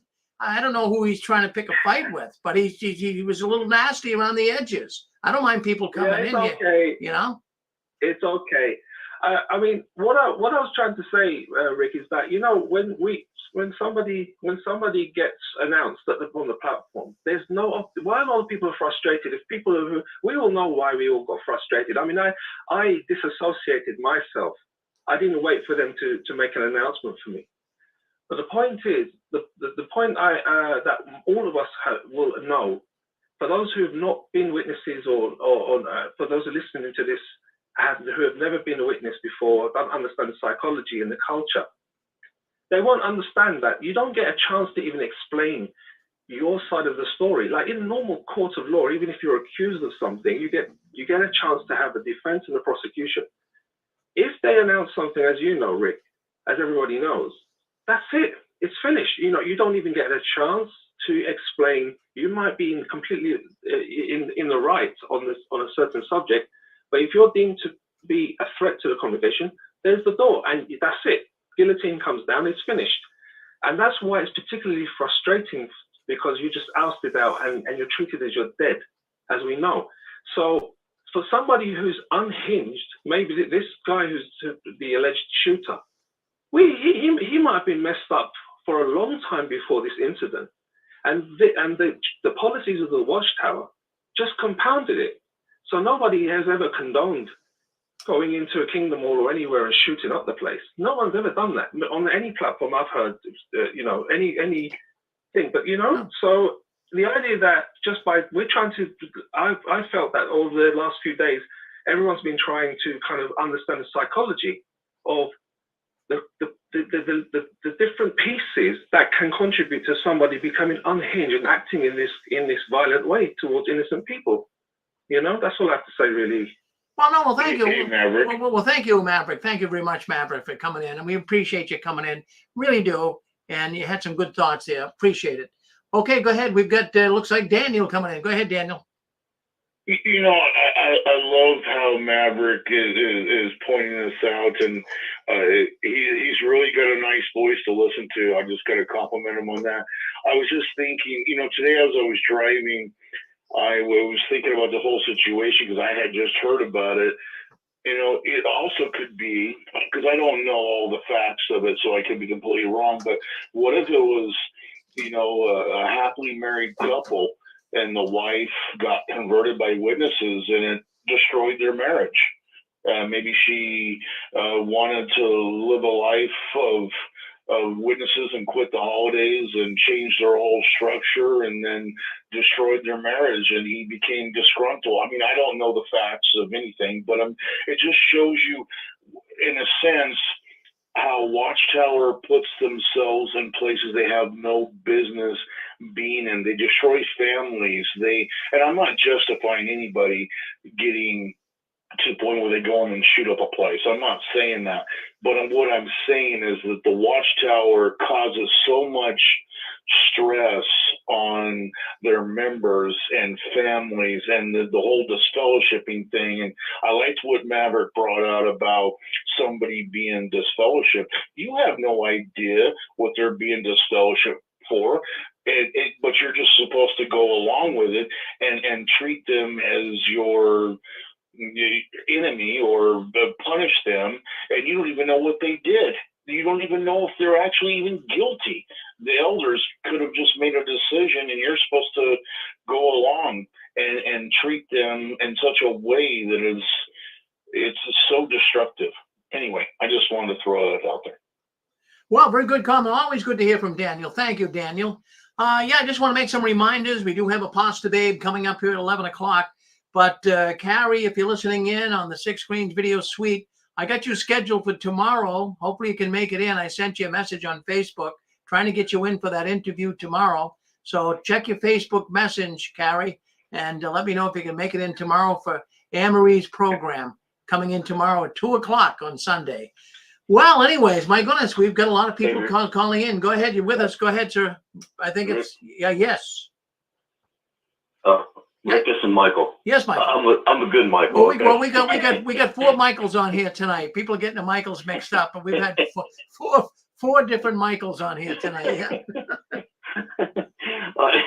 I'm the singing Michael. Anyway, I wanted to tell you that I had a call this afternoon from a pastor who knew my situation, that I was an ex-witness. He said that it happened again, Michael. And I said, yeah, it happened again, didn't it? He said, is that the same thing? You think it's another witness that did that? Because it happened in December. And I told him who that was before it happened, or when it happened, before any announcement was made. And I said, yeah, I believe it's the same thing, Pastor Gary. I said, people don't realize how dangerous this organization can be. You hear the word Jehovah's Witness and you think of a false doctrine, but it's almost a mind control and a dangerous thing. And he said, what makes it so dangerous, Michael? And I began to explain him about the shunning practices and the losing of your family and how you could get ostracized and everything like that. And he said that, look, he said, why don't you come, if you can, come to the church tomorrow and sing one of your songs with our group, and we'd appreciate that. And if you want to say the same thing that you just told me, I want you to feel free to say that in front of the congregation. So what I'm saying to the people, I think the word is going to get out if we tell it about all these practices. It's way more. It's way more than just a religious and a doctrine thing. It's a dangerous organization. Well said, Mike. Thank you very much. Well said. Appreciate it. Hello, Rick. Yeah, Kurt, hold on one second. We have a sister coming in from Burlington, Massachusetts. Go ahead, sister. Okay. Hi, Rick. I just wanted to add to the great comment that a gentleman gave a few comments back. I think that. Okay, hi. I wanted to say that the brother that called in a few calls back, he made a great comment, and I agree wholeheartedly with him, because I don't think that the brothers are trained adequately in human behavior, and they're not trained at all in this type of situation. And I know that they already have brothers guarding the doors inside of the halls, and the doors are locked, but that's actually not going to stop or prevent someone with a gun in his hands. And my other comment is, I think the biggest issue now is going to be the safety of all witnesses. Is going to be a major factor for this organization. And many friends, I believe, will start to stay on Zoom. And that's all I have to say. Well, that's enough, Gail. That's wonderful. I agree with you. Everything you said, I agree with. Thank you for coming in tonight. Thank you. Well, thank you. We got Kurt, and then we'll go back to Mike. Go ahead, Kurt. Yeah, real quickly here, I was thinking about what you were talking about, Christians being guarded or not in a special way. Do you remember back a few years ago, I think it was up in Alaska, there were 4 brothers maybe in a small plane, and they were sent out to work in a real remote area, the preaching work, and I think the plane crashed. I don't remember for certain if all 4 were killed, but that come to my mind. Do you remember that story? Oh, yes, I do. Yeah. Okay. Yeah. Well, it's another sad story, but I would reason on that they were not protected. God didn't step in and stop that tragedy. So I could go on and on with some other ideas about that, but I just thank you for taking my call. I wanted to bring that up, not to depress people, but I think that in the big picture, so to speak, that God allows free will, wicked acts, and that he doesn't step in to stop anything even a natural act, a mechanical failure of the plane or whatever. I think this story on that was all four of these brothers died, but I could be mistaken. I believe that's just what it was. But it's a good point, and it's something. We don't want to lose faith. God will help us. He'll help us get through difficulties. Sometimes the things that we really want to work out don't. Many of us see people die around us. You walk in a hospital, you see sick little kids. This is the world we're living in. Someday the world will be better. Okay, we've got. Hey, Rick. Yes. Hey, Rick. This is Jimmy again. Jimmy Bell. Yes, sir. I'm not going to start anything. I just wanted to end my participation tonight on a positive note. I was listening over the last 30 minutes, and one of the things that I've recognized with all the comments was everybody started focusing on the evilness of Watchtower. And, one thing that we all have in common, no matter our differences in political or sociological things, is we've all been harmed by Watchtower. Every one of us. That is the common thread. And if we look back over the history, if Watchtower never existed, children would not be abused. People would not be shunned. None of this stuff would be happening to any of us. So the most important thing that we have to do is what that one caller said when he was talking to, I think he said his preacher or whatever. We have to let people know who this organization is. Fighting amongst ourselves is not going to solve that. That doesn't accomplish anything. And it is important that these people know, the people that have no clue who Watchtower is. This little tragedy in Germany, Watchtower is going to take this and try to spin it and make it our fault, make it the apostate's fault. And we know that that's not true. And when you have truth on your side, you can stand up and be strong and speak your voice and let people know how evil this organization is. They're going down. There's no doubt about that. They're going to fall. And we can quicken that process by letting people know. And the other thing is folks, don't live in fear, because the people that want to control everybody, not just XJW, Jehovah's Witnesses, people that want to control the world, they live off of fear. They feed off of that. And if we give into that fear, no matter what, they're going to win. So we have to live with no fear. Times are going to get better. I do believe that. We're going to go through a rough patch for a little while. But when it's all said and done, this evilness will be gone. Y'all can mark that down. I don't know how long it's going to take. I don't know how it's going to happen, but I have faith in humanity. I have faith in the fact that, any man-made problem, which is wickedness, destruction, all that, can be solved by man. We can change these things if we get rid of these people that want to control us. But my biggest thing is just don't live in fear, guys. Just don't do it. Don't feed into it. That's what I wanted to share, Rick. Well, that's very good, Jimmy. That's you get the Nobel Peace Prize for that. That's very good. And I like how you said it. No, hold on one second. Hold on. Let me finish what I'm saying. Well, I like how you said it, that, we fight against each other. And sometimes it reminds me of a big family. I came from a big family. And, you go to the supper table and, it's your family, you fight a little bit, but y'all love each other afterwards. We do. And we all been touched by the tentacles, as we say. And, we couldn't express ourselves in the Watchtower. We can do it here. It's not good to get into big battles, but from time to time, it's going to happen, and it's okay. It's not the worst thing in the world. Jimmy, thank you very much. You're welcome, Rick. Thank you. Hey, Rick, I just wanted to say what Jimmy just said is that's the most insightful, inspired, if I could say, thing I've ever heard on this program.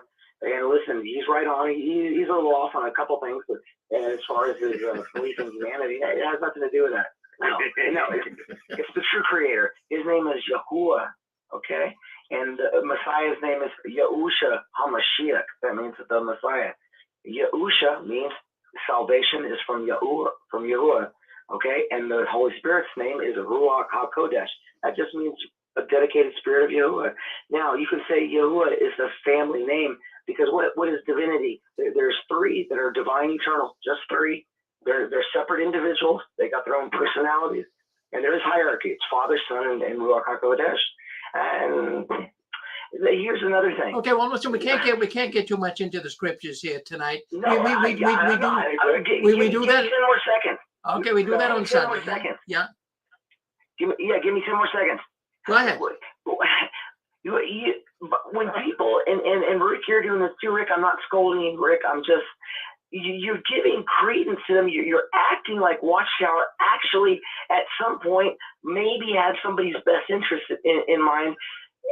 And had some validity and had some authority. And the fact is that is not true.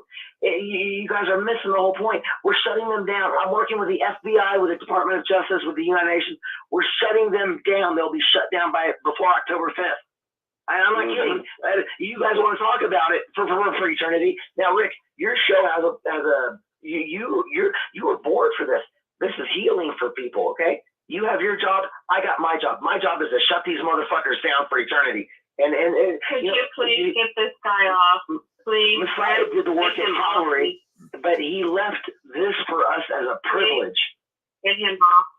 Yeah, she wants her ears tickled. She don't want to hear the truth. You hate truth, lady. You fucking hate truth. You want to just have your ears tickled. Well, what planet are they from? I still haven't heard. There's no such thing as planets. Everything you see in the sky is body parts. And we live on a carcass full of carcasses. All right, get over it. Anything that's fucking sentient. Hey, listen. Hey, buddy, I'm going to kick you off of here in a second. Stop using the foul language. Get off my site. Okay, get out of here. Go get out of here. Get out of here. I want you to. Yeah, get out of here. Just go. Just go. You want to come in and act like that? You act like a jackass. No, you hate truth. You just do this for years and years and you hate truth. This man is a total jackass. Really, we don't need we don't need him on here. Hey, Rick. Yeah, go ahead. Well, I tried to end it on a good note tonight. Yeah, hey, I wanted to chime in, Rick. Yeah. Hey, did anybody? Do you guys feel it's appropriate to have a moment of peace for all those people that died, all our brothers? Yeah, I would say let's do that. Let's do that. Yes. In fact, why don't you initiate it? Let's take 1 minute right now. And let's have a moment of peace. Good idea. Thank you, Dan. Let's have a moment of peace starting now. Yes.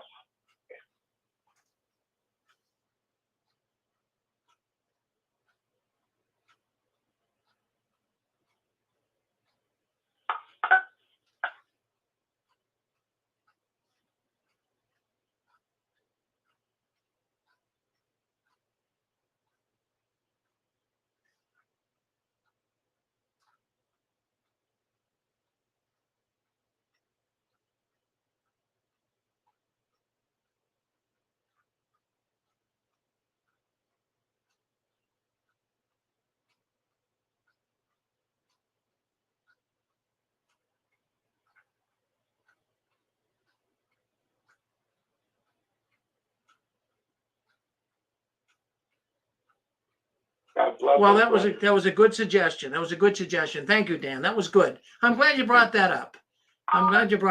Really, these are people, and they're people, and they did not deserve to die. Well, anyways, we got a Pasta Babe coming up here very shortly. I'm gonna check the other platform here, see if she's in the back room. She's gonna be coming on here very shortly with us. Healing after the Watchtower with a Pasta Babe. Should be on very shortly with us. Well, anyways, we still have a few minutes left here. Go ahead. Yep. Hey, Rick. Yes. Yeah, this is Michael again. Yes. I wonder if Jimmy Bell's still on the line. Is Jimmy Bell still on the line? I don't. Anyway, I had a. Yeah, go ahead. He's on. I think he's on. I think he's listening in here on YouTube, I believe. Yep. Go ahead. Okay, I had a question I wanted to ask him because I know that the things he talked about, he gets taken off the air for. I know a lot about that. And I was just wondering, do you remember Ruby Ridge? Yes. The things that happened in Ruby Ridge. Okay, yes, so they implanted an FBI agent there because they wanted to find out what them people were doing. That was only a group of 20, 26 people, you know. Don't you think, And I always wanted to ask you this. Don't you think that they might have plants in this organization because of the mind control that goes on in Jehovah's Witnesses? I just wonder if you thought that was a possibility. I'm not sure he's listening, but I'm sure he must know about it. Yeah. Are you on there with us, Jimmy? I guess he's not, but no, that's a good, I do remember Ruby Ridge. You know, there's so many things that, you know, we can go back and pick up crumbs on the trail and say, what was that all about? But, you know, I'll tell you, there's actual conspiracies, and Jimmy has nailed a lot of them. Good thoughts. Thank you. Okay. Well, Rick, they said that in Russia, the KGB infiltrated the organization. They admitted that. Well, they have. You're right, Mike. They said that at one time that they actually got involved. The communists actually intruded themselves, put themselves in the Watchtower and twisted things up. We've heard that. Yeah. Yeah. So it's all amazing when you stop and think about it, but we've all been touched by the tentacles, as we say. So what do you guys think? I mean, I'll give you some announcements. Then we get the Pasta Babe coming up. But just to tell you, tomorrow there will be a 6-screen Sunday. We do it every other Sunday. Now, on Saturday night, folks, I'm going to tell you, you know, sometimes people get too much into preaching. I'm a Christian man myself, but I know what happens here. So many people leaving the Jehovah's Witness organization, they have been spiritually abused. This organization took advantage of them spiritually. It's very difficult for them to get into scripture.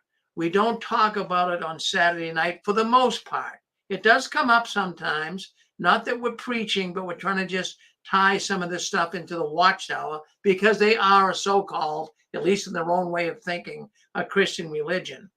So we don't really get into preaching, but we have Sundays, and that's when we talk about theology. That's when we have programs talking about what did Jehovah's Witnesses do when they leave the Watchtower for spirituality. But I'm never going to be an in-your-face Christian. Yeah, I'm not. As a matter of fact, sometimes that can even detour Christianity from making headrows.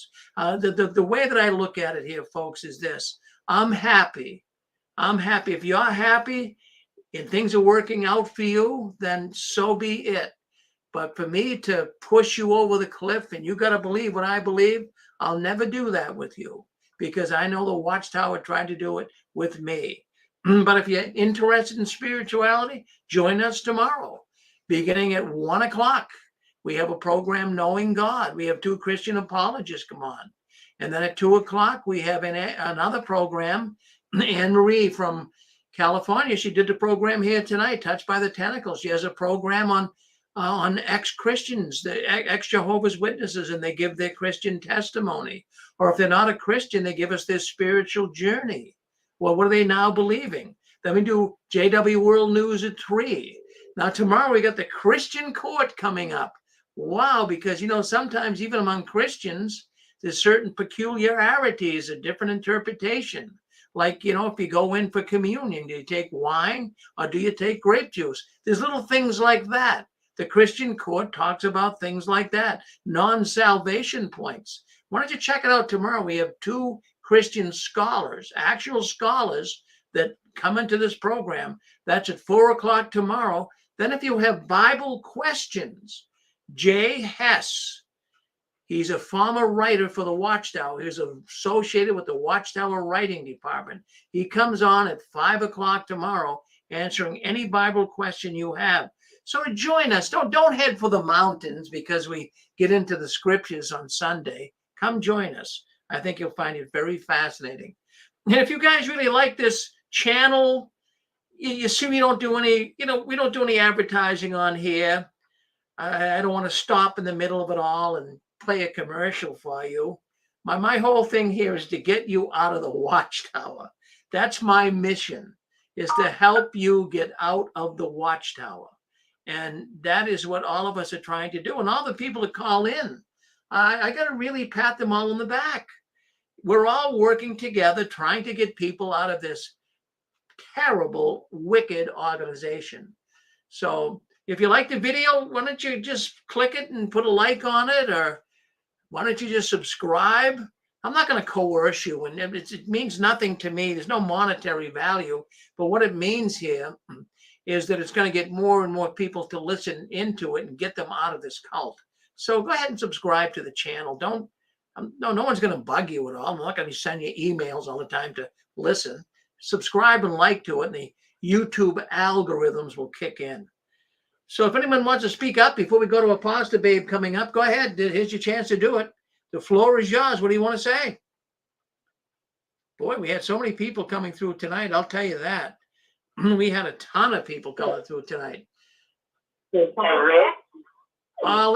go with, I guess we got Debbie from Nebraska. Go ahead, Debbie. Rick, I just wanted to let you and everybody else know that the guy that was using foul language and was so rude, he has severe paranoid schizophrenia, and he is extremely mentally ill. And I just thought it might be good to let everybody know that about him. I guess he really can't help himself.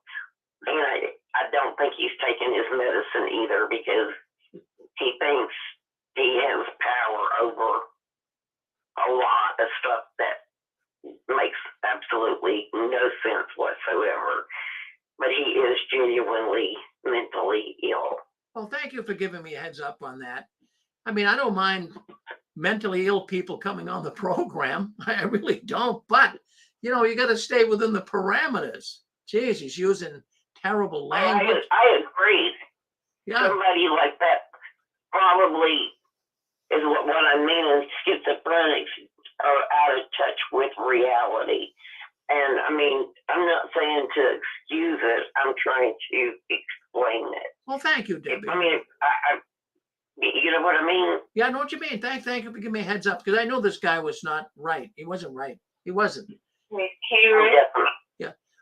Yes, Christine. Can I make a comment? Yes. Yeah. I wanted to say that last Saturday I was on Linda's show, and there was a new person calling in to Linda's show, and she was sincerely asking questions because her mother was a JW. So she was not baptized, but she attended with her mother, and she had very sincere questions for Linda, and Linda was doing wonderful. And also Pete, Curious, Pete from the channel Curious, XJW Curious. And this particular person came on, it was late. I was up late listening to Linda's show, and he started with the foul language and attacked Pete and got Pete all upset. And I had to get off. I had to get off. But before I got off, this nice woman that was calling in to talk to Linda, she says, "What's going on here?" She was so upset at the foul language and the way this guy attacked Pete that she was upset. And here she was, a sincere new caller. So my concern is just to be careful of letting somebody like that repel new ones coming in, like this guy tonight from the UK. I mean, he was attacked, and I'm not saying he won't come back, but it just seems like somebody like that is going to repel new ones, and they're going to misunderstand the purpose of your show. They're going to think that people are coming on here to attack one another, and it's not true. So I just wanted to stand up for, tonight, he did upset me, and I said, get him off. And I didn't mean to butt in like that, but I just wanted to express what happened last Saturday night. Yeah, well, thank you. On this show, this new person. Yeah, I appreciate you saying that. Here's the thing that happens here at the Six Screens. I was up early this morning, very early, and, going through the news. And, after about 20 hours, I get tired. I got a little bed in my studio, but I fall asleep. But it's impossible. There's so many people that come through on the phone lines. I'd have to sit here all day long, even here tonight. As I'm speaking to you, I'm looking to make sure there's no intruders and to bop them off. And, a lot of people think, well, Rick, just don't have them come on. But they come in, unless I just close all the phone lines down and just go to YouTube. that might have to be what takes place in the future. It takes away a lot of the, our program is unique because you hear all these people calling in, but you're going to get the good, the bad, and the ugly. And I'm kind of a shock. Well, I appreciate Debbie explaining the situation. I'm just trying to protect the new ones coming in on the show because that's what you wanted. Yes. You want the new one. We all want to hear from the new ones. Absolutely. And so for me, it's been about 4 different shows that he's done it, and I just wanted to, I was going to email you. I was going to talk to you. Well, thank you, Christine. It breaks my heart. It breaks my heart. Like tonight, that language and the way he came in and attacked hurt me so much, and I'm going to have to get off the show. I mean, I'm sensitive, but I'm just letting you know that it hurts me that, it could ruin it for some of us old timers who come on, but it could also repel the new ones. And I just wanted to speak up about it. I appreciate that, but that is the exception to the rule. I mean, for the most part, everybody on here is nice and civil. We get into some debates and what have you, but that type of behavior I'm not going to tolerate. He's arguing with himself. The poor man from the United Kingdom was not saying anything. This guy was just fighting with himself. But anyways, for the most part, yes. This is Angela, and I just wanted to ask you, I don't know if there's any possible way, but I wish so much that Linda could have some sort of ability to silence somebody if she wanted to, because, through the, 2 years that I've been listening to her, it just ends up being that there's always somebody who's coming on, maybe every third time, and you just wish so badly that she could just silence them because they're ruining it. And I don't know if there's any way, but I just thought I would throw it out to see if there was a way, because there is no. In fact, I was going to send her today, and I forgot to do it. But the control panel. But she's going to have to work up. But what's going to be very difficult for her is she just has. I think she does a program off of a little tablet, and this is going to take. It's going to be very hard to switch from the tablet. She's on YouTube and switch the people off. You'll still. It's very difficult. I'm looking at all these people coming through on the telephone line, and sometimes I don't know who's speaking, and sometimes I've actually knocked the wrong person off. So it's very, very frustrating. But I'm trying to. Yeah. I'm going to give her the thing, but I don't know if she. I hope she can learn how to do it, but. Even if someone out there that stays up as a night owl, I could send it to them. And if they're listening in, they could use the control panel, but they have to be up all night, Who wants to do that? Yeah, right. Yeah. I wonder if there's anybody who's got a nice computer that could donate to her and then she wouldn't have to use a tablet. Hey, can I say something real quick? Yes, Brad.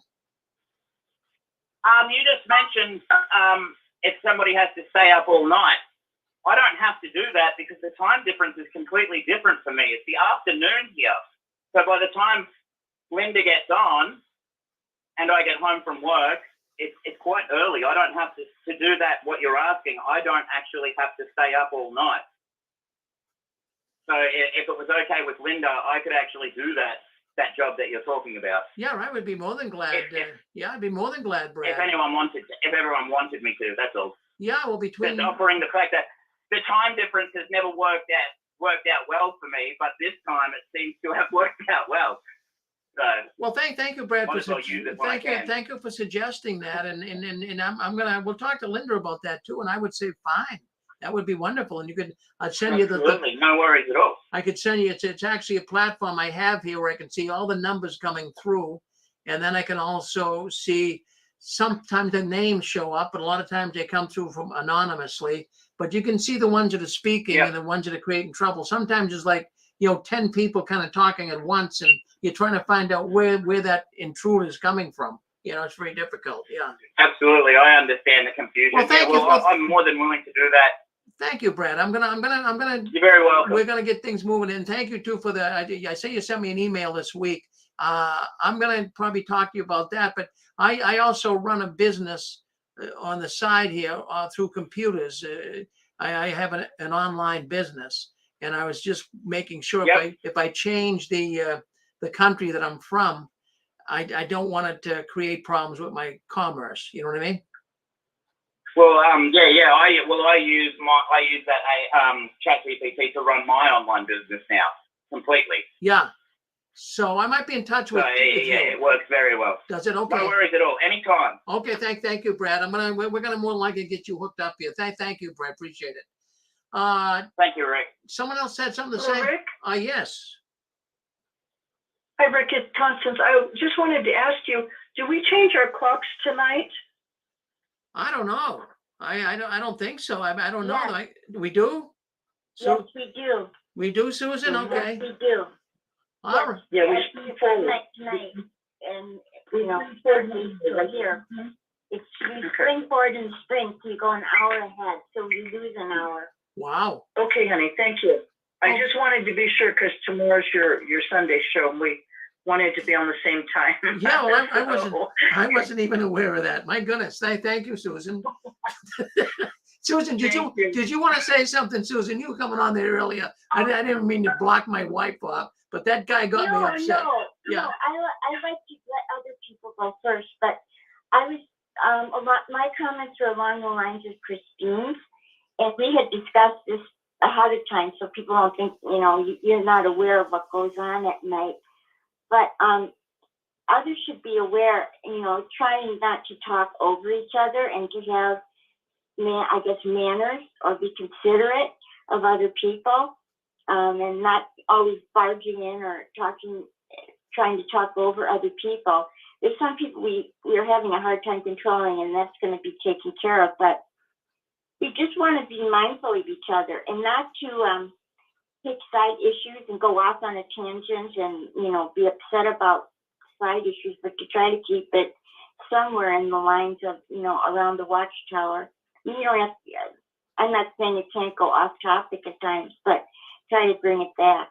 And just to be mindful and courteous to one another, because you mentioned to me, and I felt really sad. There was someone from Bethel that called in last Saturday night during Linda's program, and he heard arguing, and he said he heard people talking over each other and arguing, and so he just couldn't get in. He didn't want to talk through that, and frankly, I don't blame him. But it makes me very sad because we don't get very many Bethelites calling into the show, and he was concerned enough to write you and tell you. So I just want people to realize that they don't recognize, even during late night shows, how many people are listening. There's a lot of people that are listening. Think about how many there are and double, triple, quadruple it, because that's what it usually is. People don't speak up. Why? I don't know. They just don't. So we always have to be mindful that what we say is seasoned with salt. Try to put kindness first instead of being right. We don't always have to be right about every little persnickety thing. And, just give other people a chance. If we hear someone in the background that's trying to say hello, and Linda doesn't hear, make her aware. I know she'd like to know. That's just about what I wanted to say. Well, that's good. That's good saying. The good thoughts you're bringing forth there, Susan. And we all do. We all understand that. And we're all trying to see what it is, friends. We're growing here. We have growing pains. And in the process of growing pains, this is going to happen. This is the one thing I thought about 17 years ago when I first started. What's going to happen if we get people swearing? Or what's going to happen if we have people talking over each other? Well, we finally came to that, but we're going to work on it, and all of us together can make this really a nice platform. So Saturday night, even myself, even though Susan and I are here at the headquarters of the 6 Screens, sometimes I even forget about that. I enjoy just listening to the people, and they're helping me too. We've all been touched by the tentacles of the Watchtower. But I want to thank you all for coming in tonight. You really make a difference. And we're all family here. And sometimes we do get a little bickering, but I don't like what that man did tonight. That man came in, he was arguing with himself. That enough is enough on that. And by the way, we had 4 Michaels on here tonight. I know some of the people on the 6 Screens video suite, they're not sure what Michael was what, but we had 4 Michaels on here tonight. A couple were antagonistic, 2 were nice. So we kind of evened that out. But anyways, we're going to get that from time to time. That's what you do when you have open lines. I do the best I can. you know, without hiring a full-time technician sitting next to me here, maybe someday it'll be that. Who knows, as our little network continues to grow. Well, I want to thank everyone for coming in tonight. Yes, one more thought. Go ahead. Rick, I'm sorry to interrupt you. I just wanted to say, I watch you on my TV and then I turn it down. I hope that's okay. And then I get on the phone and talk. I wait till I could hear you talking on the phone before I talk. I'm not very good at doing this. But what I wanted to say is there is some kind of a lag with the phone. And I noticed it when I tried to comment on Linda's show. And I didn't mean to. I kept interrupting her or another person sometimes. And it was because our phone, things weren't in sync. And it's not, I don't think it's anything like any fault of your show or anything like that. It's just the lag that there is. So sometimes I do believe that the things that are happening are because of that, not because someone's trying to interrupt. Because I know for my self, I was trying super hard and it still kept happening. So I think it maybe sometimes we have to talk slower or something and maybe wait a second. I don't know. So anyway, I just wanted to add that anyway. And I love your show. Very thankful to everything you guys do. Well, really thank you. am. And I love it also when Susan's there too. So I hope she'll do it again too. Well, so anyway. Well, I'm glad you all love my wife. That makes her feel good, and I love her too. Thank you, Kim. Thank you very much. All right, well, that's it, I tell you, I get sad when we have to end the program, but we got a pasta babe. She's your favorite apostate. She's coming up next. So listen, you guys, keep standing tall.